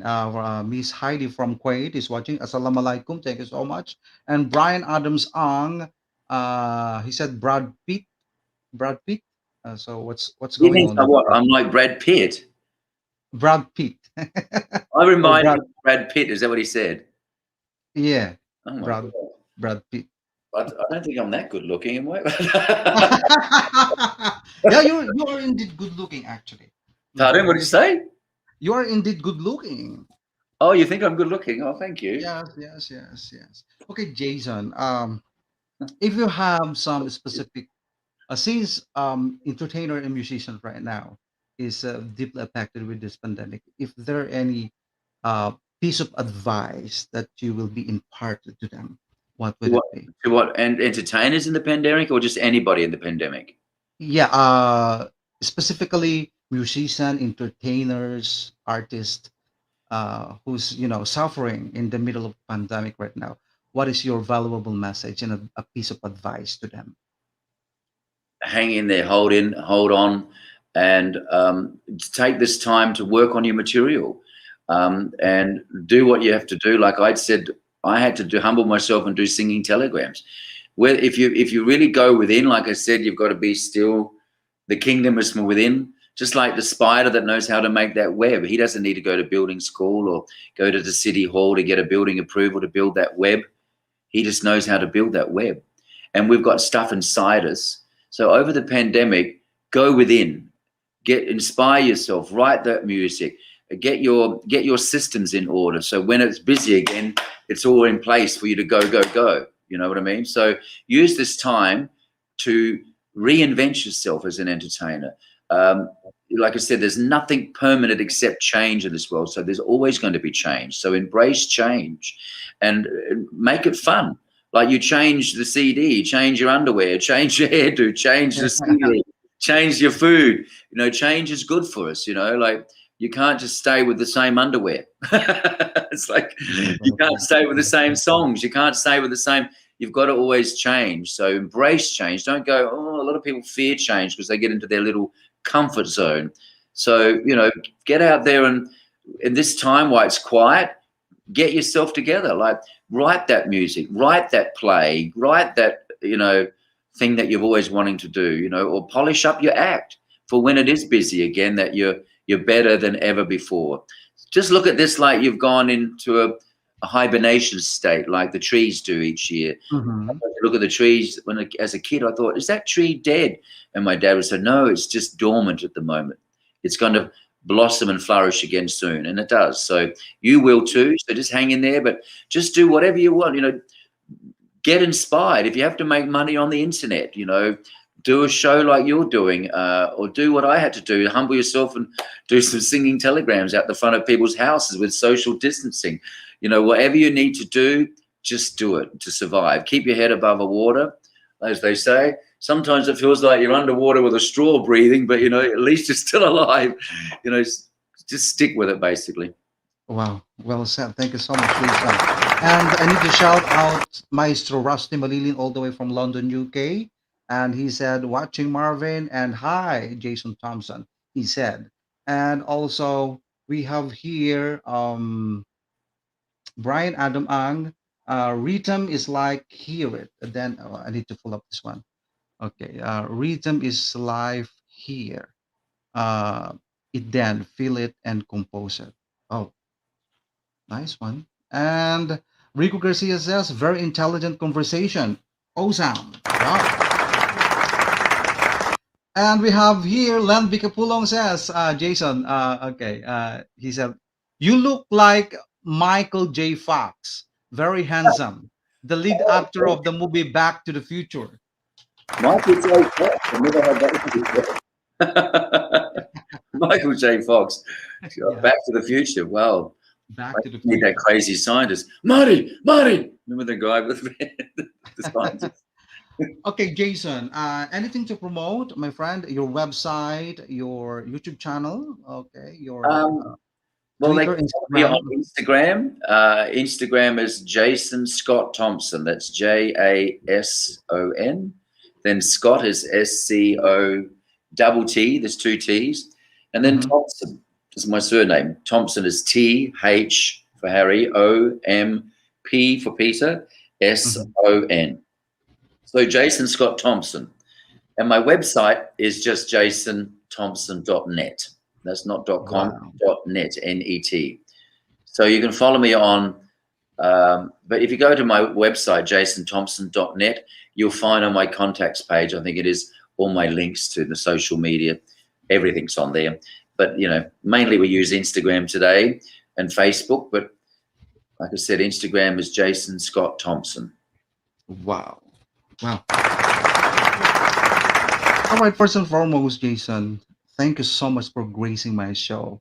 It's great an honor for me to have you. Thank you. And the great connection that since you went here in the Philippines and guested in the noontime show, Eat Bulaga, that would be the biggest connection. And I hope and I pray that isn't the last that you will be guesting in my show. Thank you so much, Miss Oya Wilson. I would love to come back, and I'd love to. It was actually funny when we made this connection recently. I have been thinking for the last year or two. I think I'd love to go back and return to the Philippines and do some kind of performance there, or a gig at least. You know, I mean, I do a lot of Asia. I've done Vietnam, Singapore. I mean, I did the Singapore Grand Prix 4 times as Austin Powers. It was huge. The nighttime Singapore race they have there. So I've been doing a lot. I've done, you know, Thailand as well many times for gigs there, big corporate stuff and private stuff. But I hadn't been back to the Philippines since, you know, the early 90s. So I would love to come back and see the difference and how it's all changed, and go down to Cagayan de Oro again and Butuan City, which you wouldn't normally go as a white person down there. And when I was there, we were dodging bullets. When I went down there was literally that happening. So I'm sure it's changed down there now, but I'd love to see Manila again. I have fond memories of the place, and I love the people. They're gorgeous looking people too. All right. Any final words? This would be my final words. In everything you do, since there's a lot of impersonators, there's a lot of singers, there's a lot of entertainers, what sets you apart from them? I suppose my message, as my core message, is to, like I was discussing today on your show, just being yourself, being authentic, and just to flourish and be happy. Because the purpose in life is to have a purpose, like I said, and to flourish and to be happy and free. That's what we're all meant to be. At the bottom line, you've got to be happy and free, like a bird. Wow. Lovely. Thank you so much, Jason Thompson. Please look after yourself, and more power and congratulations in advance with your upcoming gig tonight. Is it tonight? No, my gig's coming up on Thursday. I might be actually here a few days earlier to see my lovely friend. Her name is Sterling Meyer. She's written a book actually called the AOM System. It's right here, sitting there. She's The Art of Manifestation. Just what I've been talking about. You can get her on Amazon. She's a lovely friend of mine. She's just in the other room. She's let me. I'm staying as a guest, so I come over here to do a gig, and I thought, well, I've come a bit early and see my lovely friend, and that's why I'm in Austin, Texas, and not at home in LA at the moment. But you know, they're 2 hours ahead of us, so if I was in LA, I would have had to do this interview at about 6 in the morning or something. So it was actually worked out well that it was actually 8 o'clock in the morning here instead. So it wasn't so early. In behalf of Marvin Velasquez Songlists show here in the Philippines and Marvin Velasquez, myself, thank you so much. We love you, Jason Thompson. All right. Love you too, Marvin. Thank you for having me, and all the best. Bless you. And thank you so much. Bless all the viewers. Wow, that was Jason Thompson, all the way from Los Angeles, California. How was that? Very humble, very intelligent, very professional. Wow, that's all I can say. Wow.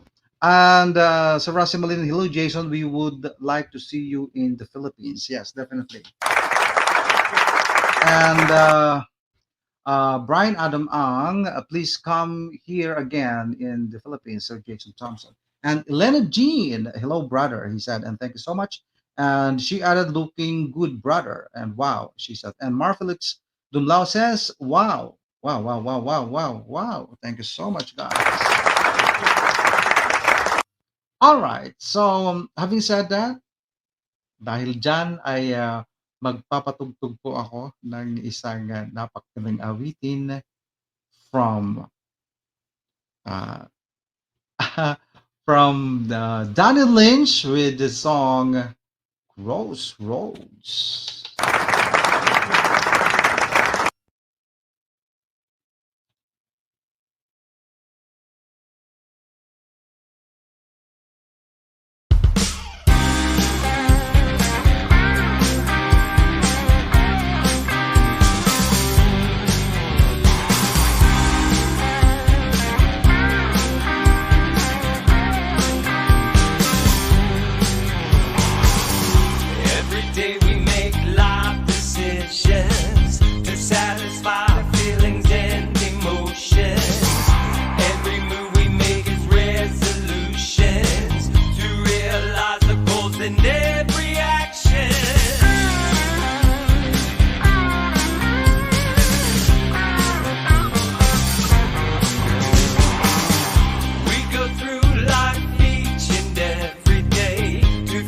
Challenges of now and every way into the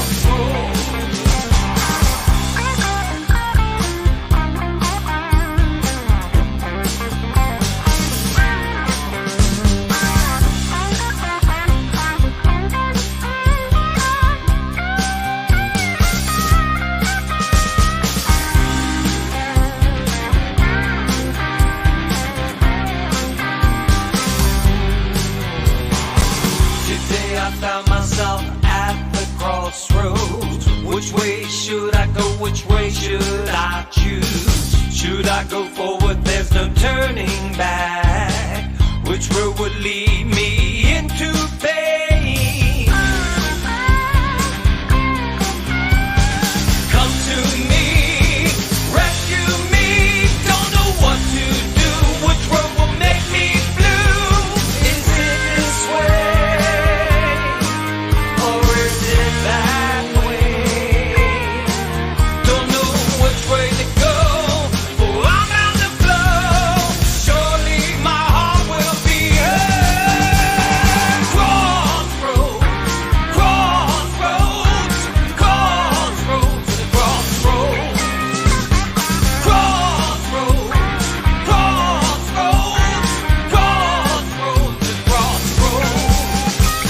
crossroads, crossroads, crossroads. Crossroads, crossroads, crossroads, crossroads.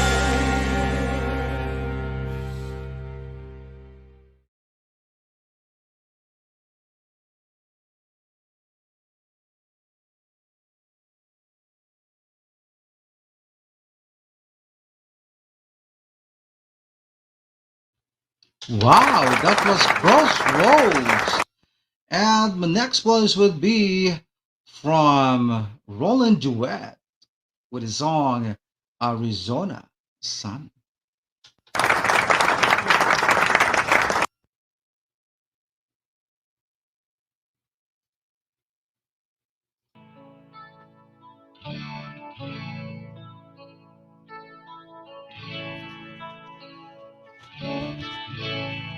When the day has been too long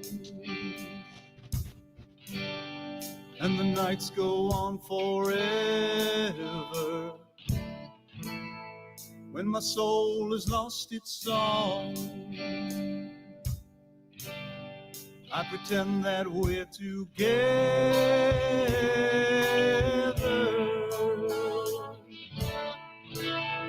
And when I'm flying low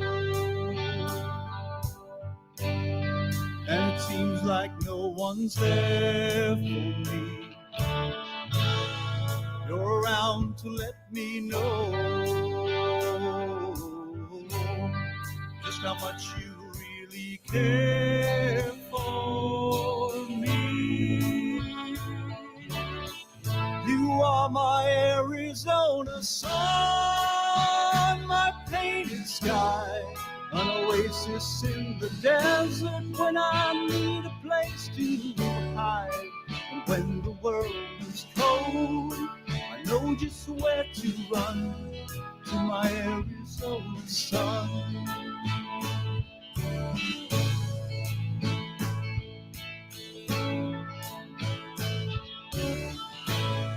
When I'm in my darkest hour and I feel I'm close to giving in, your loving holds the power, and it makes me want to live again. You are my Arizona sun, my golden dream. You're the one that I can turn to when the darkness gets to me. The world can be so cold, but when the day is done, I've got my Arizona sun.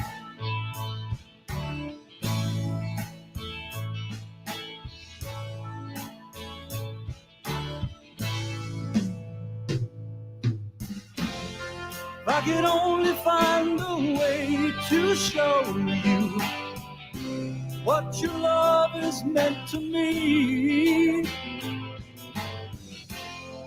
it's the only thing that keeps me going when it gets too dark to see.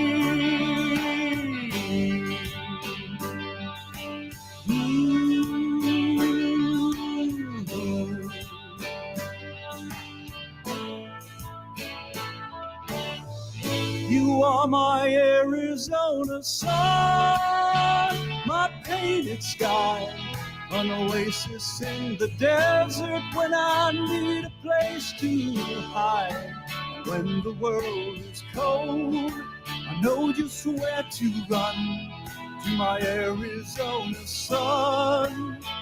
Yes, she's the one. You are my Arizona sun, my golden dream.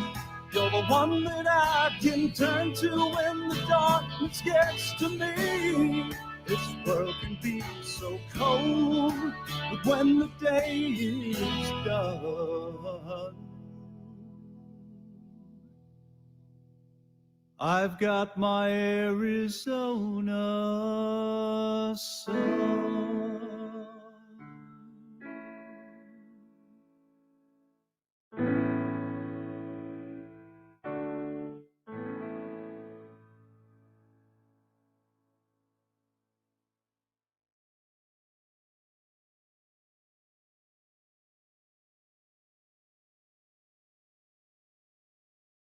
Wow, Arizona Sun from us. All right. He's from Roland Jewett. All right. Okay. I have here Mar Felix Umlau is watching, and Sarasa Malin says Marvin Crossroads will be a great one to sing in any rock gigs. Wow. Uh, Crossroad. I hope so. Yep. And from Jason Brown, began a song Grandma's Rocking Chair. Here we go.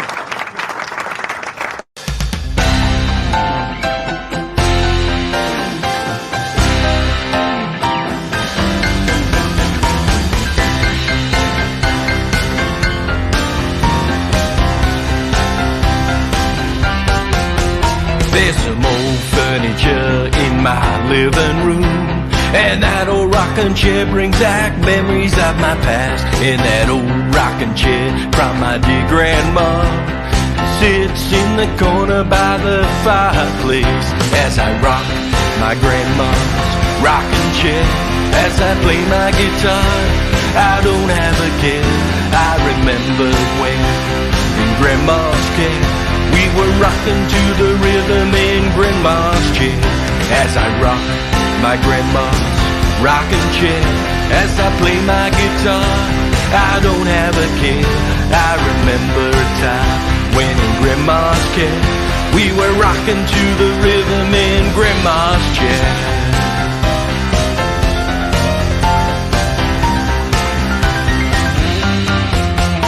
As I sit on grandma's rocking chair, it calms my mind, body, and soul. It takes me back in grandma's home while I sat on a knee and we watched the snow. As I rock my grandma's rocking chair, as I play my guitar, I don't have a care. I remember a time when in grandma's care we were rocking to the rhythm of the rocking chair. As I rock my grandma's rocking chair, as I play my guitar, I don't have a care. I remember a time when in grandma's care we were rocking to the rhythm of the rocking chair.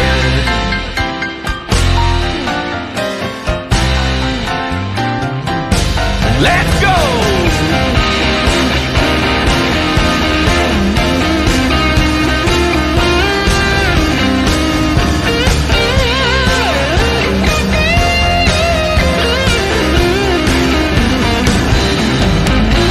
As I rock my grandma's rocking chair, I play my guitar, I don't have a care. I remember a time when in grandma's care we were rocking to the rhythm in grandma's chair. As I rock my grandma's rocking chair, I play my guitar, I don't have a care. I remember a time when in grandma's care we were rocking to the rhythm in grandma's chair. Grandma's chair, grandma's chair.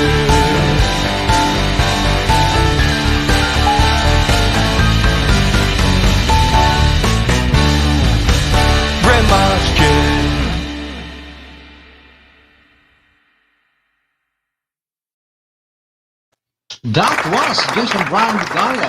And yeah, Elena Jean says, we will support Brother Marvin. Thank you so much. And Len Vicapulong says, awesome song, Mr. Brian, Jason Brian Bigala. You nailed it. Love it. Bravo. And Elena Jean says, we will support Brother Marvin. Thank you so much. And Sir Rusty Malilin, Marvin, Crossroads will be a great one to sing in any rock gigs. Indeed. Wow. And my next playlist would be Angel Ko from Mom Ina. Here we go.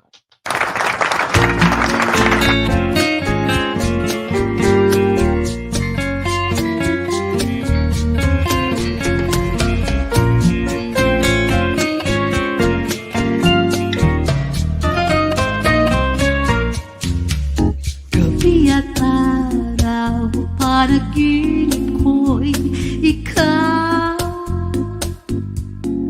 Pagkat larawan mo ang lagi kong tanaw.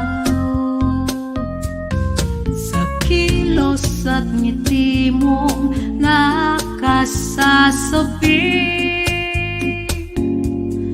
ikaw ang lunas at anghel ko sa pag-ibig. Kahit na sinong hadlang, anghel kong tangi. Pagsubok at dusa ay kakayanin ko. Sabihin man nila, baliw ako sa'yo. Basta't ang alam ko, ako'y iyo. Minamahal, mahal kita, anghel kong tunay. Dalangin ko sa may kapal, kapiling ka.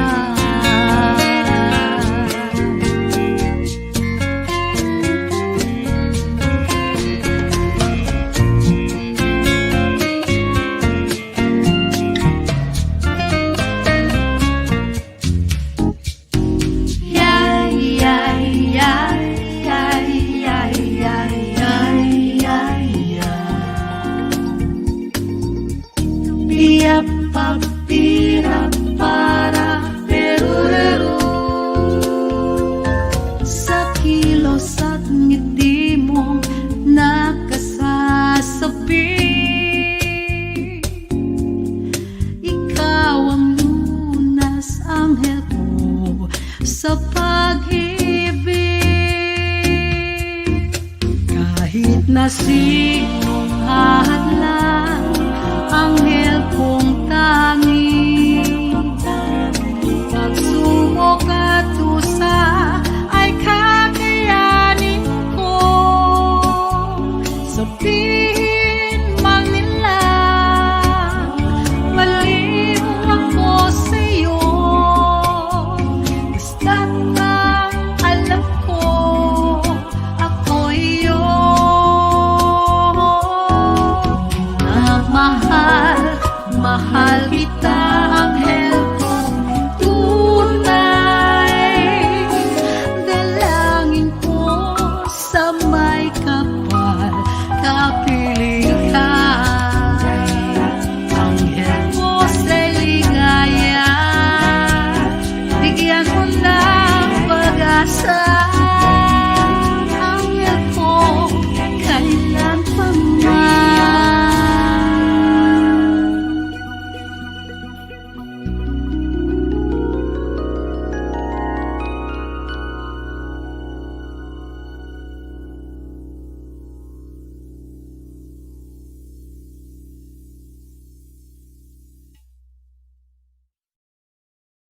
Angel Ko. Wow. Lovely. And my next ones would be Love Struck in London Square by the Just Croon of the Philippines, Rico Garcia.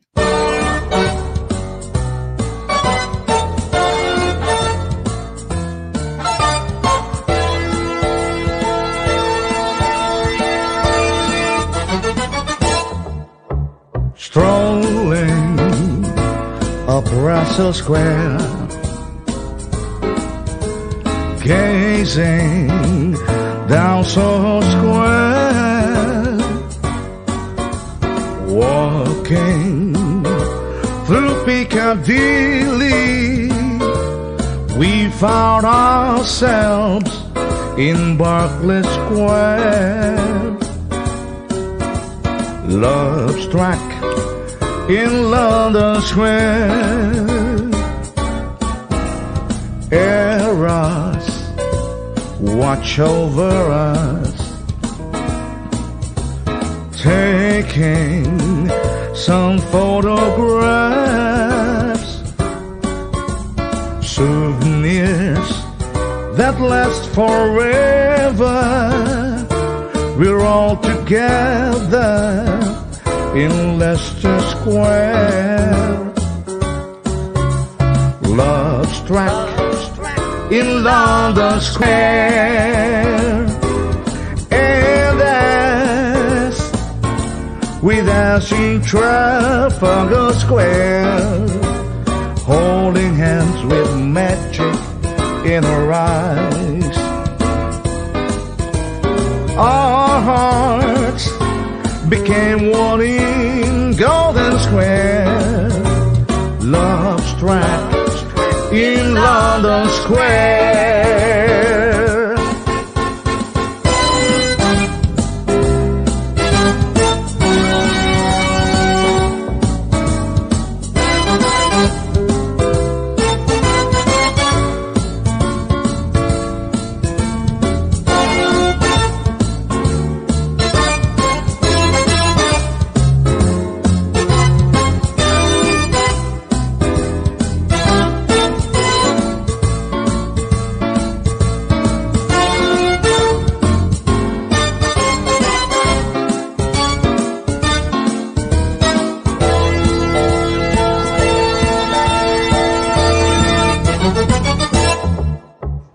Then at Parliament Square, Big Ben started to share. Bells pealed all day to greet us. People stared at the two of us. Love struck in London Square,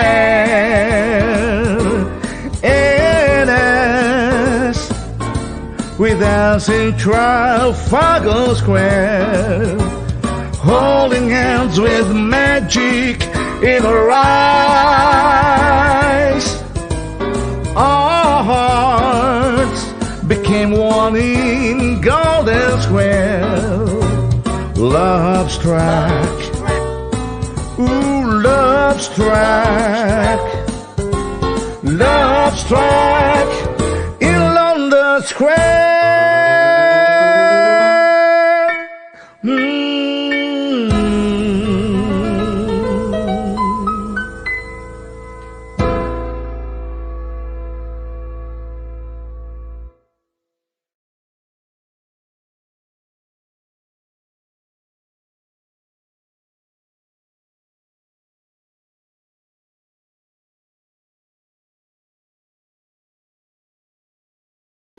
Wow, that was Love Struck in London Square, and my next playlist would be from Christine Stork and Jeremy Stork, also known as the duo Studio from Melbourne, Australia, with the song Even If It Rains Tomorrow. Here we go.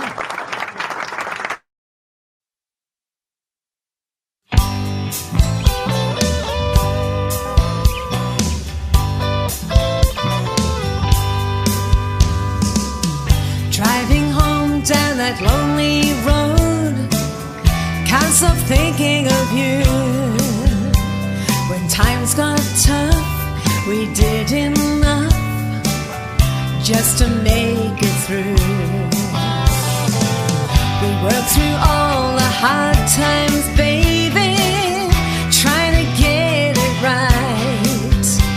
'Cause when it worked, we celebrate, party through the night. Even if it rains tomorrow, there'll be sunshine in your day. Like the tears that come from sorrow, lift me up, take my blues away.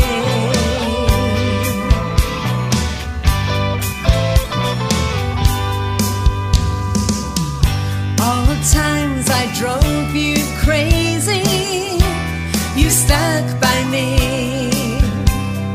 Thank you, baby. Now maybe we were meant to be. Life can be a rocky road with all its twists and turns. Now we're sailing and aiming for the life we burn. Even if it rains tomorrow, there'll be sunshine in your day. Like the tears that come from sorrow, lift me up, take my blues. I can see amongst the stars a light that's shining through. Through the dark, it lights the way to guide me back to you.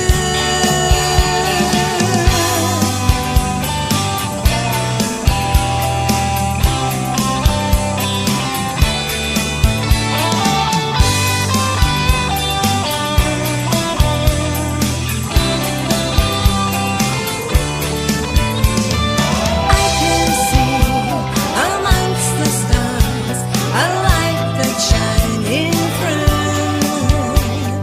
Through the dark, it lights the way to guide me back to you.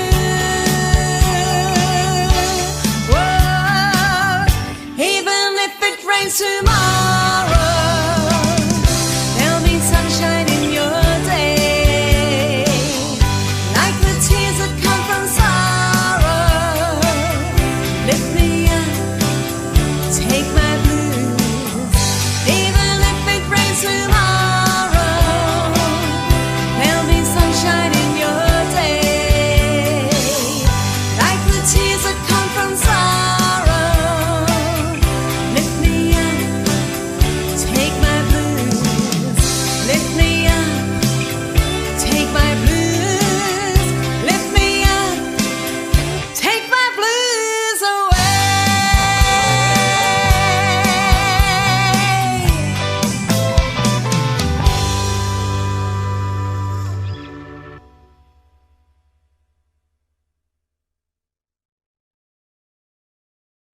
Wow. And the next playlist would be Face the Day from Magdalene Tool.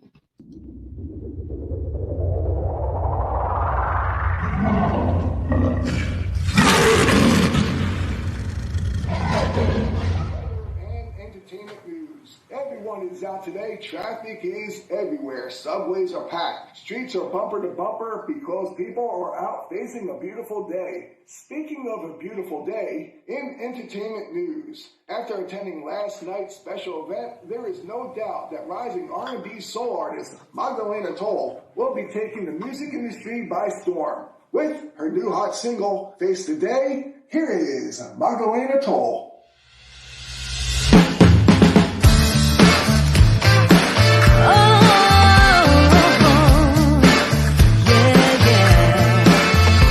I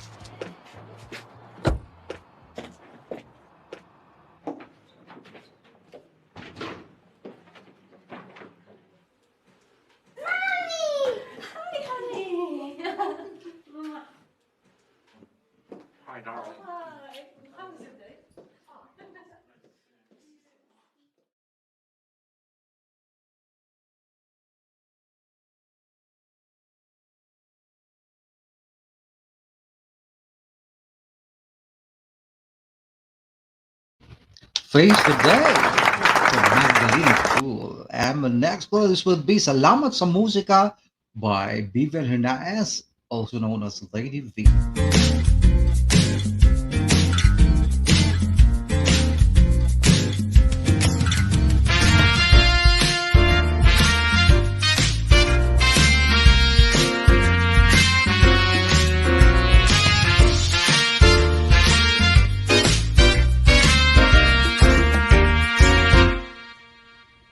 Mga kaibigan, kahit tamis ng ating musika, mag-awitan, magsayawan, eto na ang ating musika.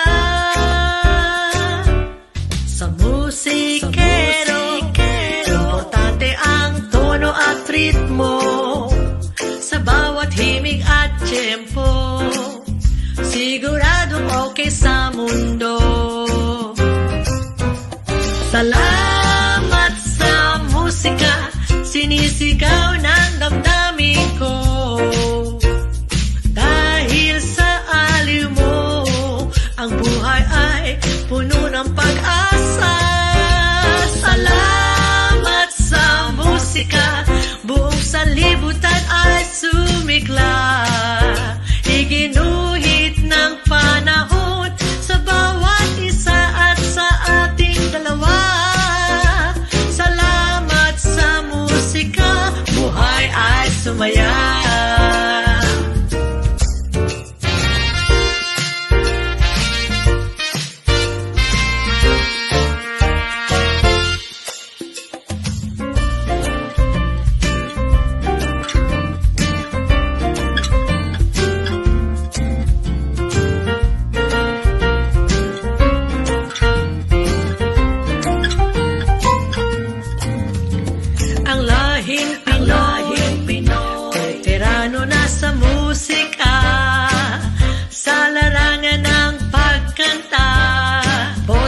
Mistulang tala sa ganda.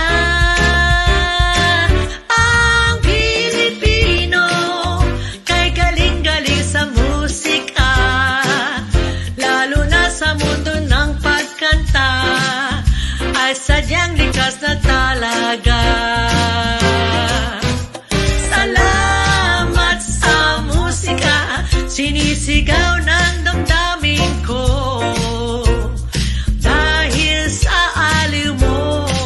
Ang buhay ay puno ng pag-asa. Salamat sa musika, buong sanlibutan ay sumigla. Iginuhit ng panahon sa bawat isa at sa ating dalawa. Salamat sa musika, buhay ay sumaya. Salamat sa musika, salamat sa musika, salamat sa musika, buhay ay sumaya. Meduba-duba, bip-bop-bip, meduba-buba, salamat, salamat sa musika.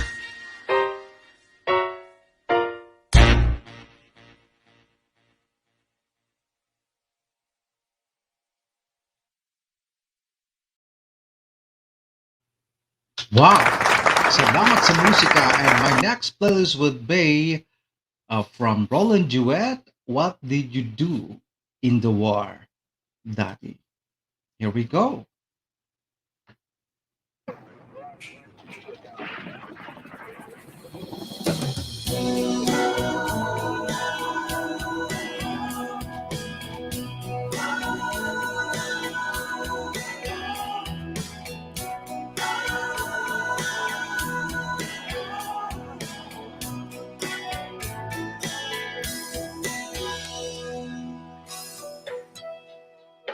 What did you do in the war, Daddy?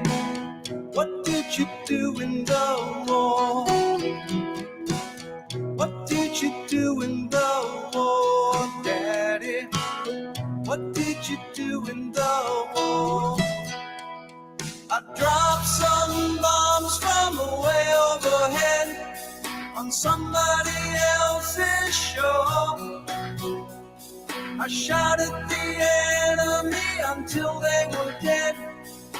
That's what I did in the war, sonny. That's what I did in the war. What did you see in the war, Daddy? What did you see in the war? What did you see in the war, Daddy? What did you see in the war? I saw young soldiers losing their lives and not really knowing what for. They orphaned their children and widowed their wives. That's what I saw in the war, honey. That's what I saw in the war. Who did you kill in the war, Daddy? Who did you kill in the war? Oh, tell me, who did you kill in the war, Daddy? Who did you kill in the war? I killed some people that I never met, just so we could even the score. But some of their faces I'll never forget. That's who I killed in the war, sonny. That's who I killed in the war.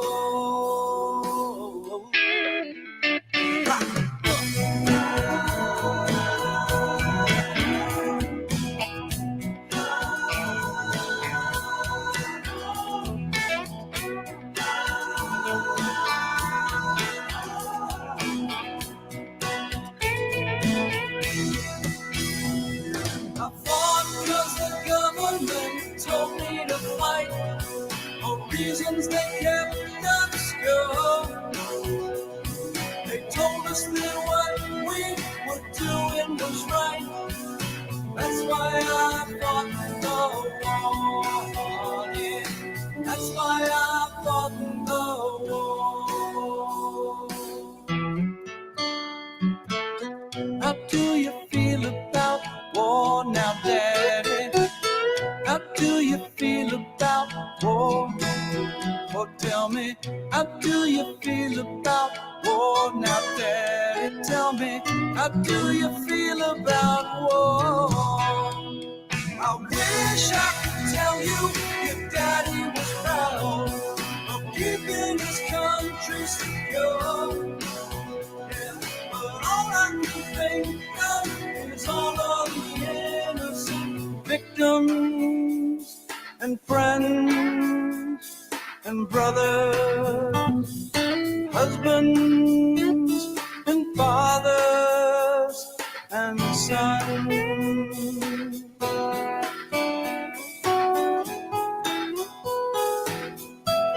That aren't with us anymore. And that, yeah, that's what I did in the war.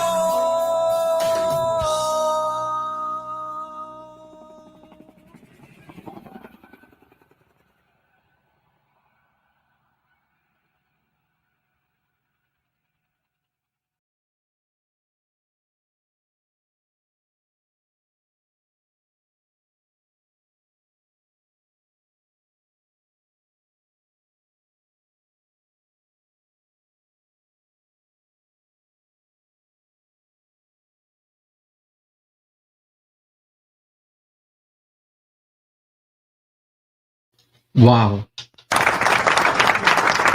And Len Bicapulong says, nice song, bravo. Thank you so much, Miss Len. And she added, awesome song. What an amazing voice. Lovely. She's Lady V.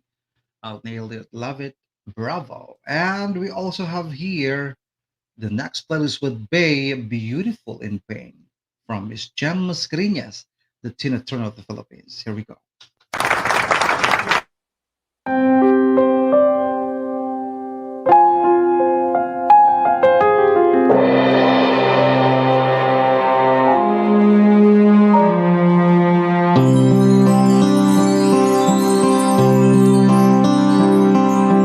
This is my love story, a love so full of passion and desire that once lived in my heart, but strangely enough along the way, my great love became impatient to be free.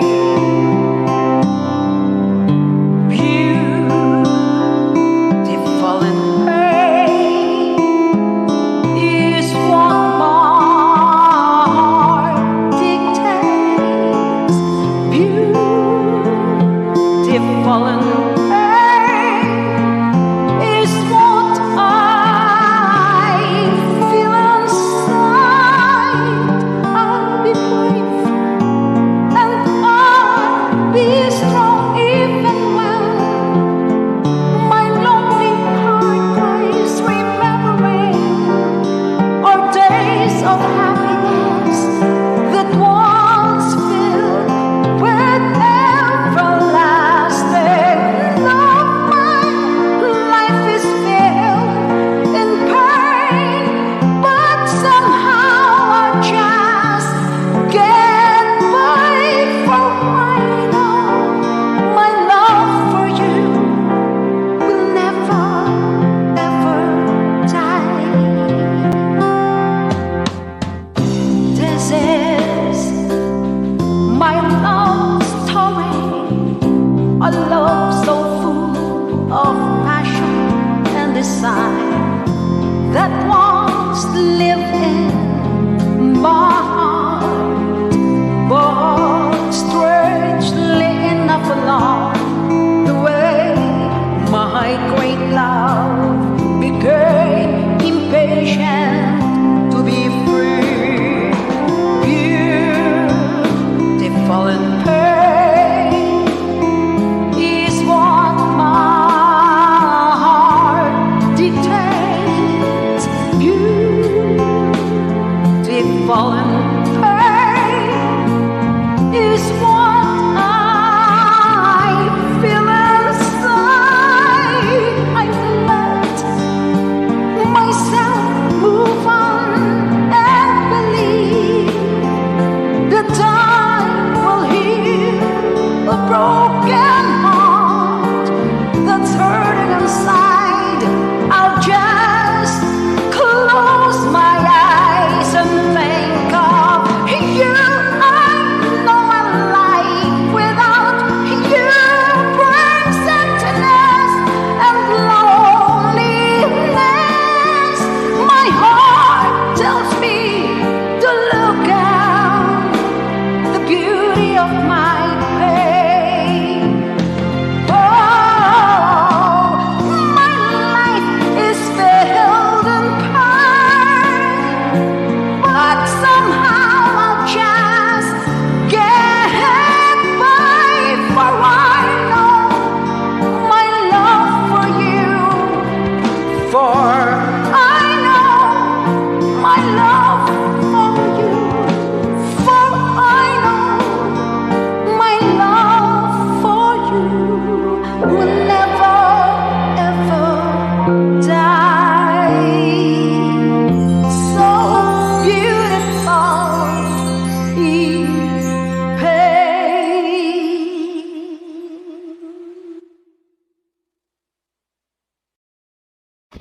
Wow.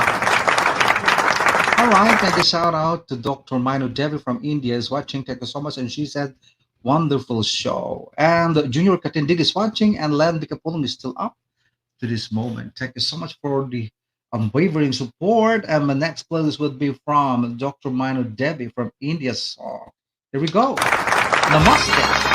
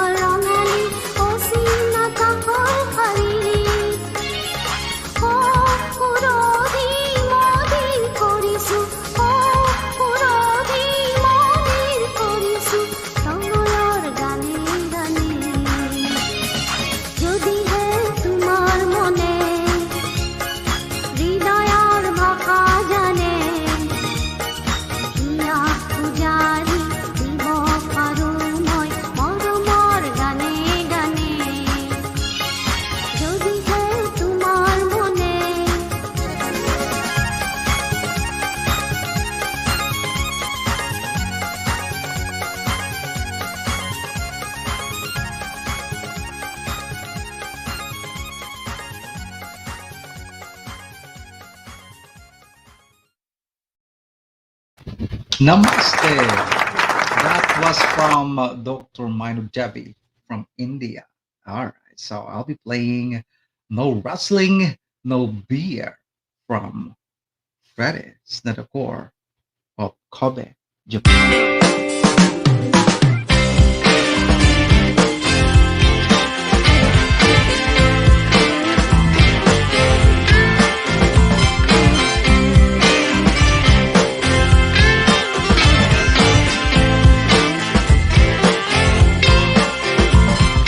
Let me tell you, baby, you the one that drives me crazy. Every time I think of you and all the freaky things we do, that's why you're always on my mind. I think of you all the time, and no one else will ever do, because I'm so in love with you.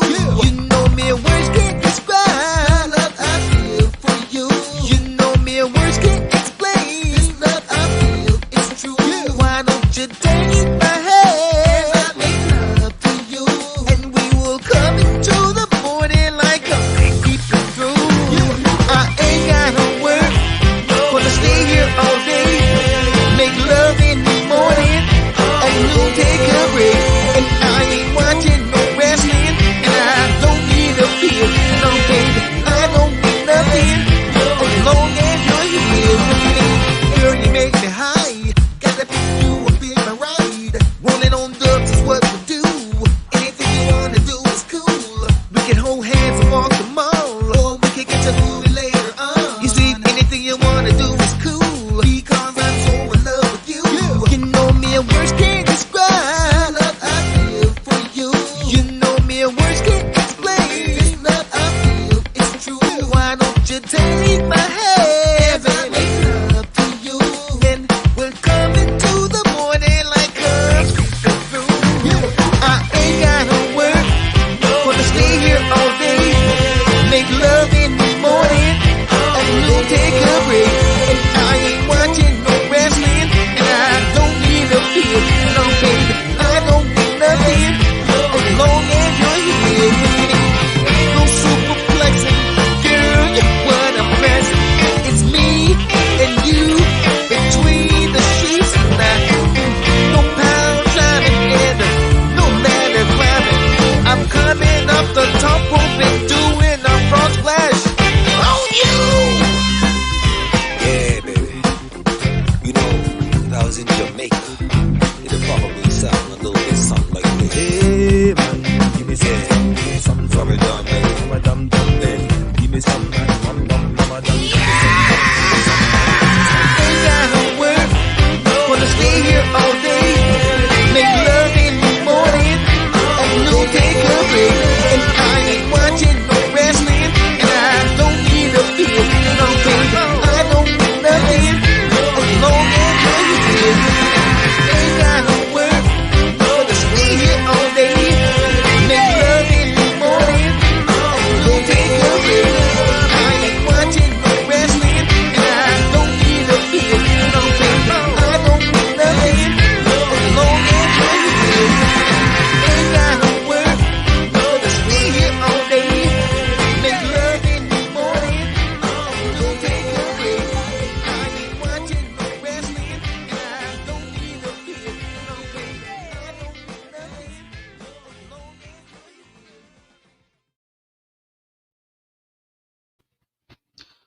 here. Wow.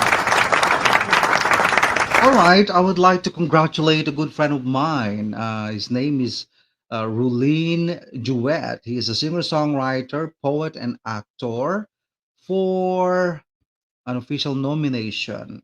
He is nominated in Hollywood Music in Media, stream on November 17, 2021, and nominated for a category music genre, Americana Song Arizona Sun, the one we played a while ago.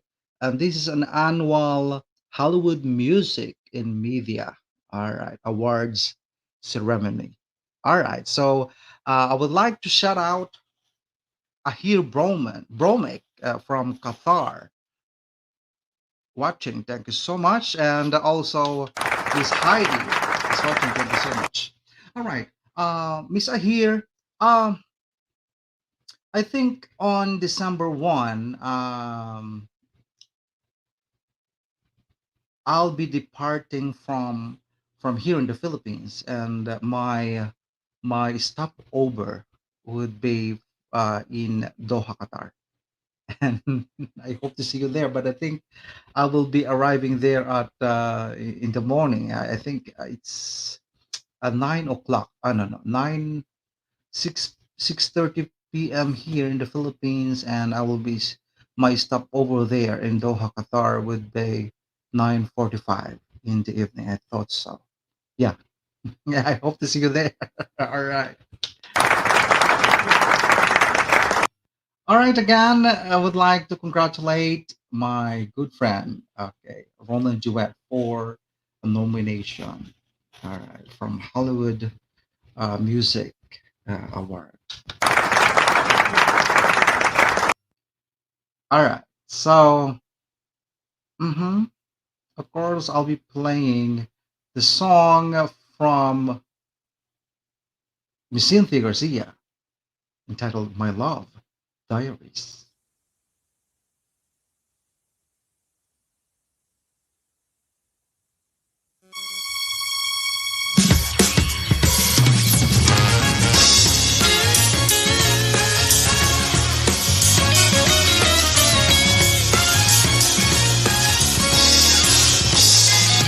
I have a little book, a lovely treasure book, and I call it my love diaries.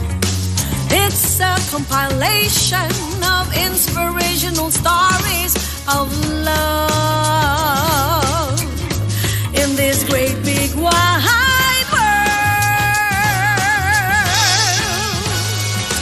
Love stories to be shared for lovers everywhere, of passion, of attraction, and of tenderness, and wisdom to be learned over my love diaries. Is just to love and to be loved in return. My love diaries, my love diaries, a collection of love stories here in my heart. My love diaries, my love diaries, memorable and so adorable in life.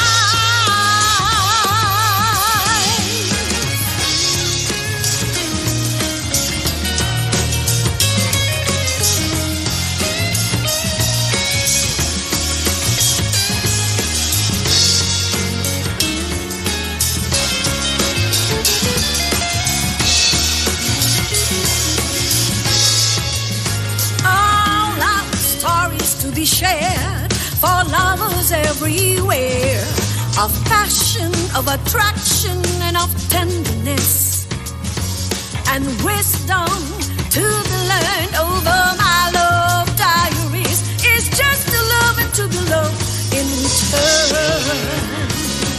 My love diaries, my love diaries, a collection of love stories here in my heart.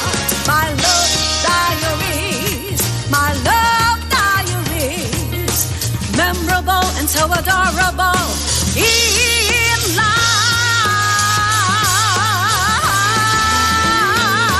Love stories to be shared for lovers everywhere, of passion, of attraction, and of tenderness, and wisdom to be learned over my love diaries. Is just to love and to be loved in return, and wisdom to be learned over my love diaries. Is just to love and to be loved in return, and wisdom to be learned over my love diaries. Is just to love and to be loved in return.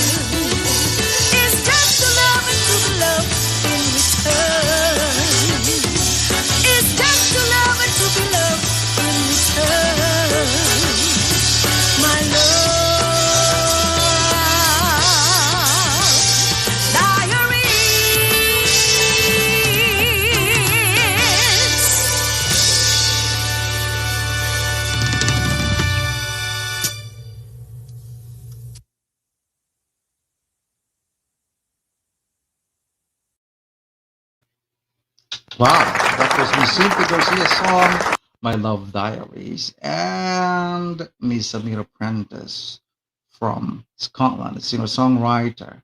Here we go.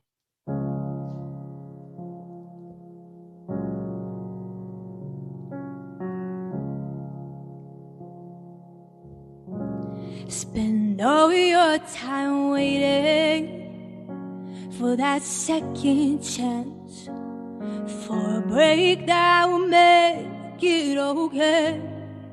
There's always some reason to feel not good enough, and it's hard at the end of the day. I need some distraction, oh, beautiful release. Memories slip from my veins. Let me be empty. Oh, and when you listen, maybe I'll find some peace tonight in the arms of the angel. Fly away from here, from this dark cold hotel room, at the emptiness that you feel. You are pulled from the wreckage of your silent reverie. You're in the arms of the angel. May you find some comfort in.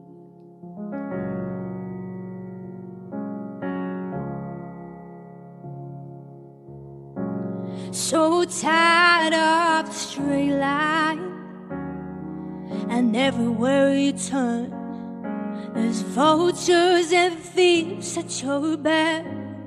The storm keeps on twisting. You keep on building the lies that you make up for all that you lack.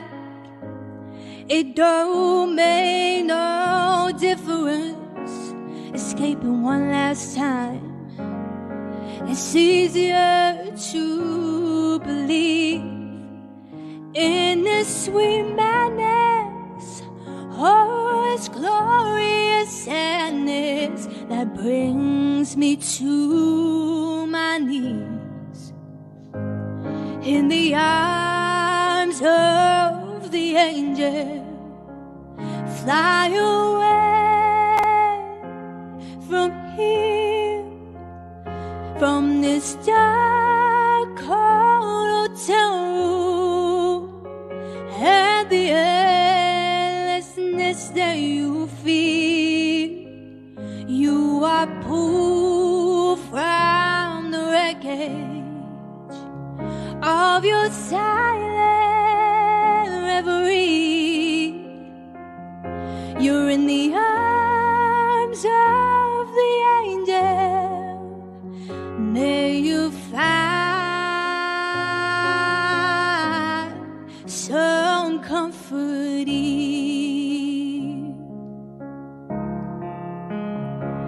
You're in the arms of the angel. May you find some comfort in.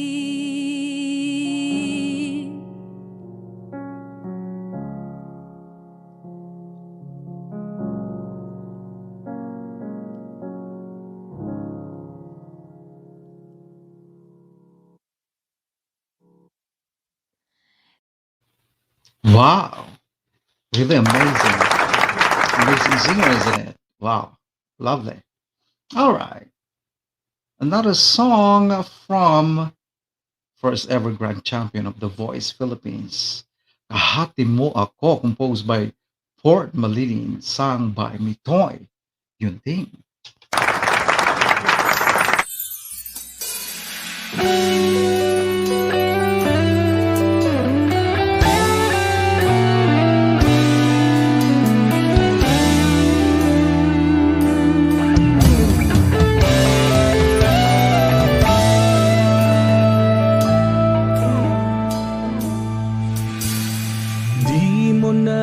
kailangang magbalat kayo. Halata naman maski itago. Huwag mo nang pigilan ang mga luha sa pagpatak sa lupa. Alam ko na pagod ka na sa pagdaing, at sandalan ang tanging hinihiling. Bakit di mo ibigay sa akin ang iyong mga kamay? Kahati mo ako, yan ang totoo. Kahati mo sa bighati hanggang sa huli. Kahati mo ako sa ayaw o gusto. Kahati mo at sana'y maniwala.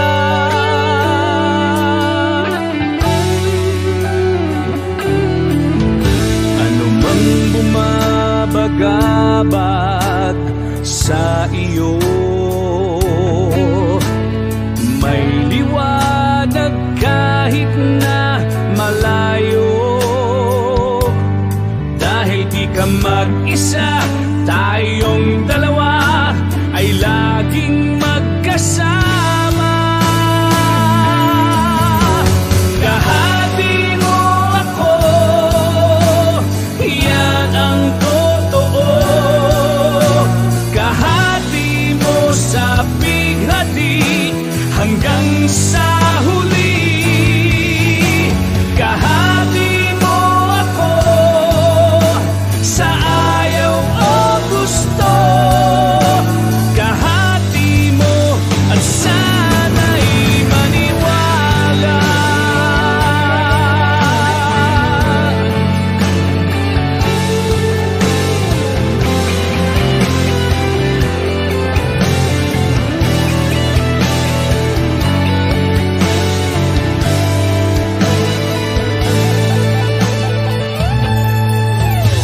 Hindi magbabago ang pagmamahal ko na inaalay sa'yo magpakailanman. Kahati mo ako, yan ang totoo. Kahati mo sa bighati hanggang sa huli. Kahati mo ako sa ayaw o gusto. Kahati mo at sana'y maniwala.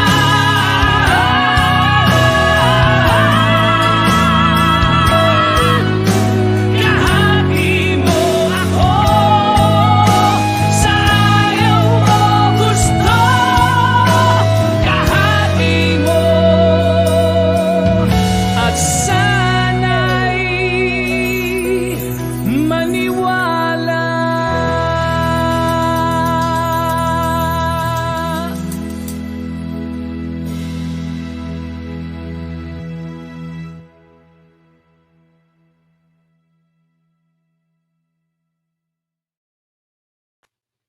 Wow, happy mo ako. And the next one will be Pandemic Christmas.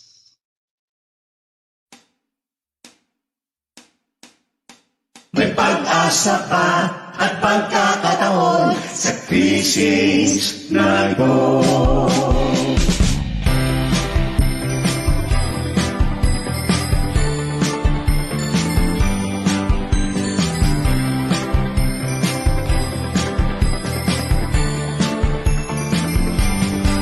Malapit na ang Pasko, Paskong kakaiba. Ito ang Pasko ni Corona, Pandemic Christmas na.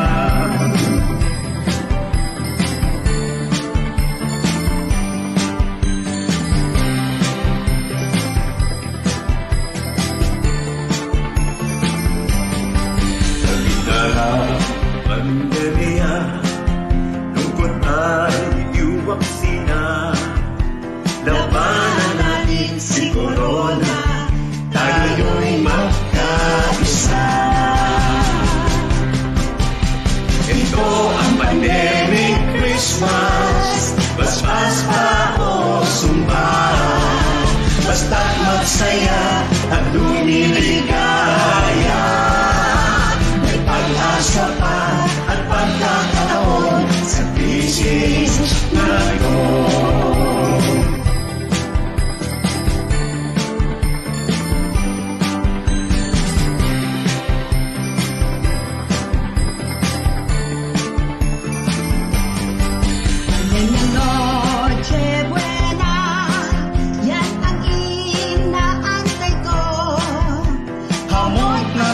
Sa lamesa ang pandemic Christmas ko.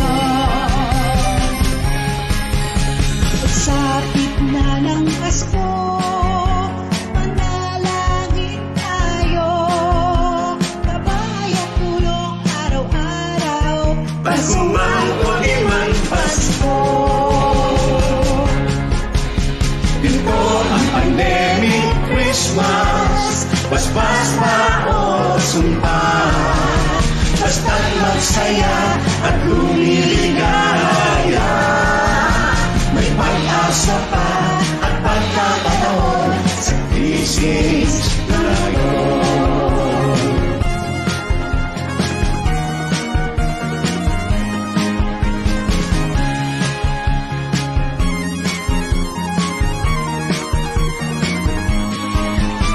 Ito ang pandemic Christmas, basbas pa o sumpa. Basta't magsaya at lumiligaya. May pag-asa pa at pagkakataon sa krisis ngayon. Pandemic Christmas, pandemic Christmas, pandemic Christmas, pandemic Christmas, pandemic Christmas. Sa mundo,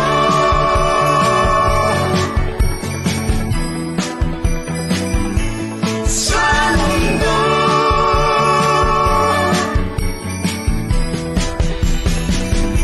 pandemic Christmas.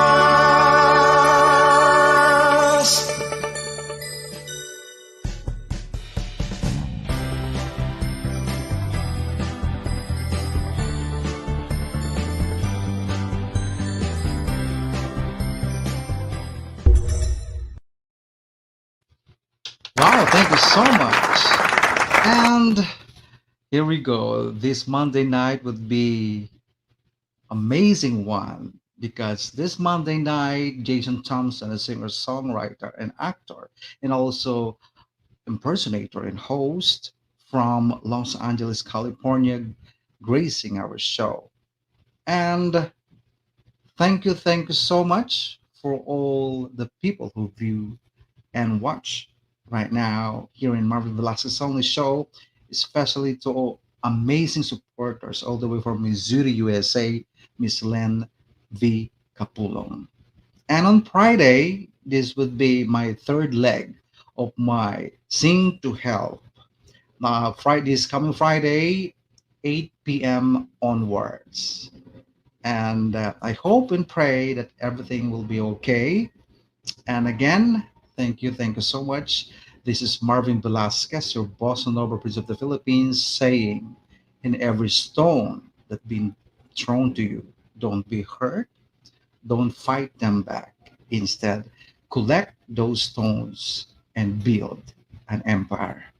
Once again, thank you so much for watching and listening my Marvin Velasquez Songlist show. Till next time.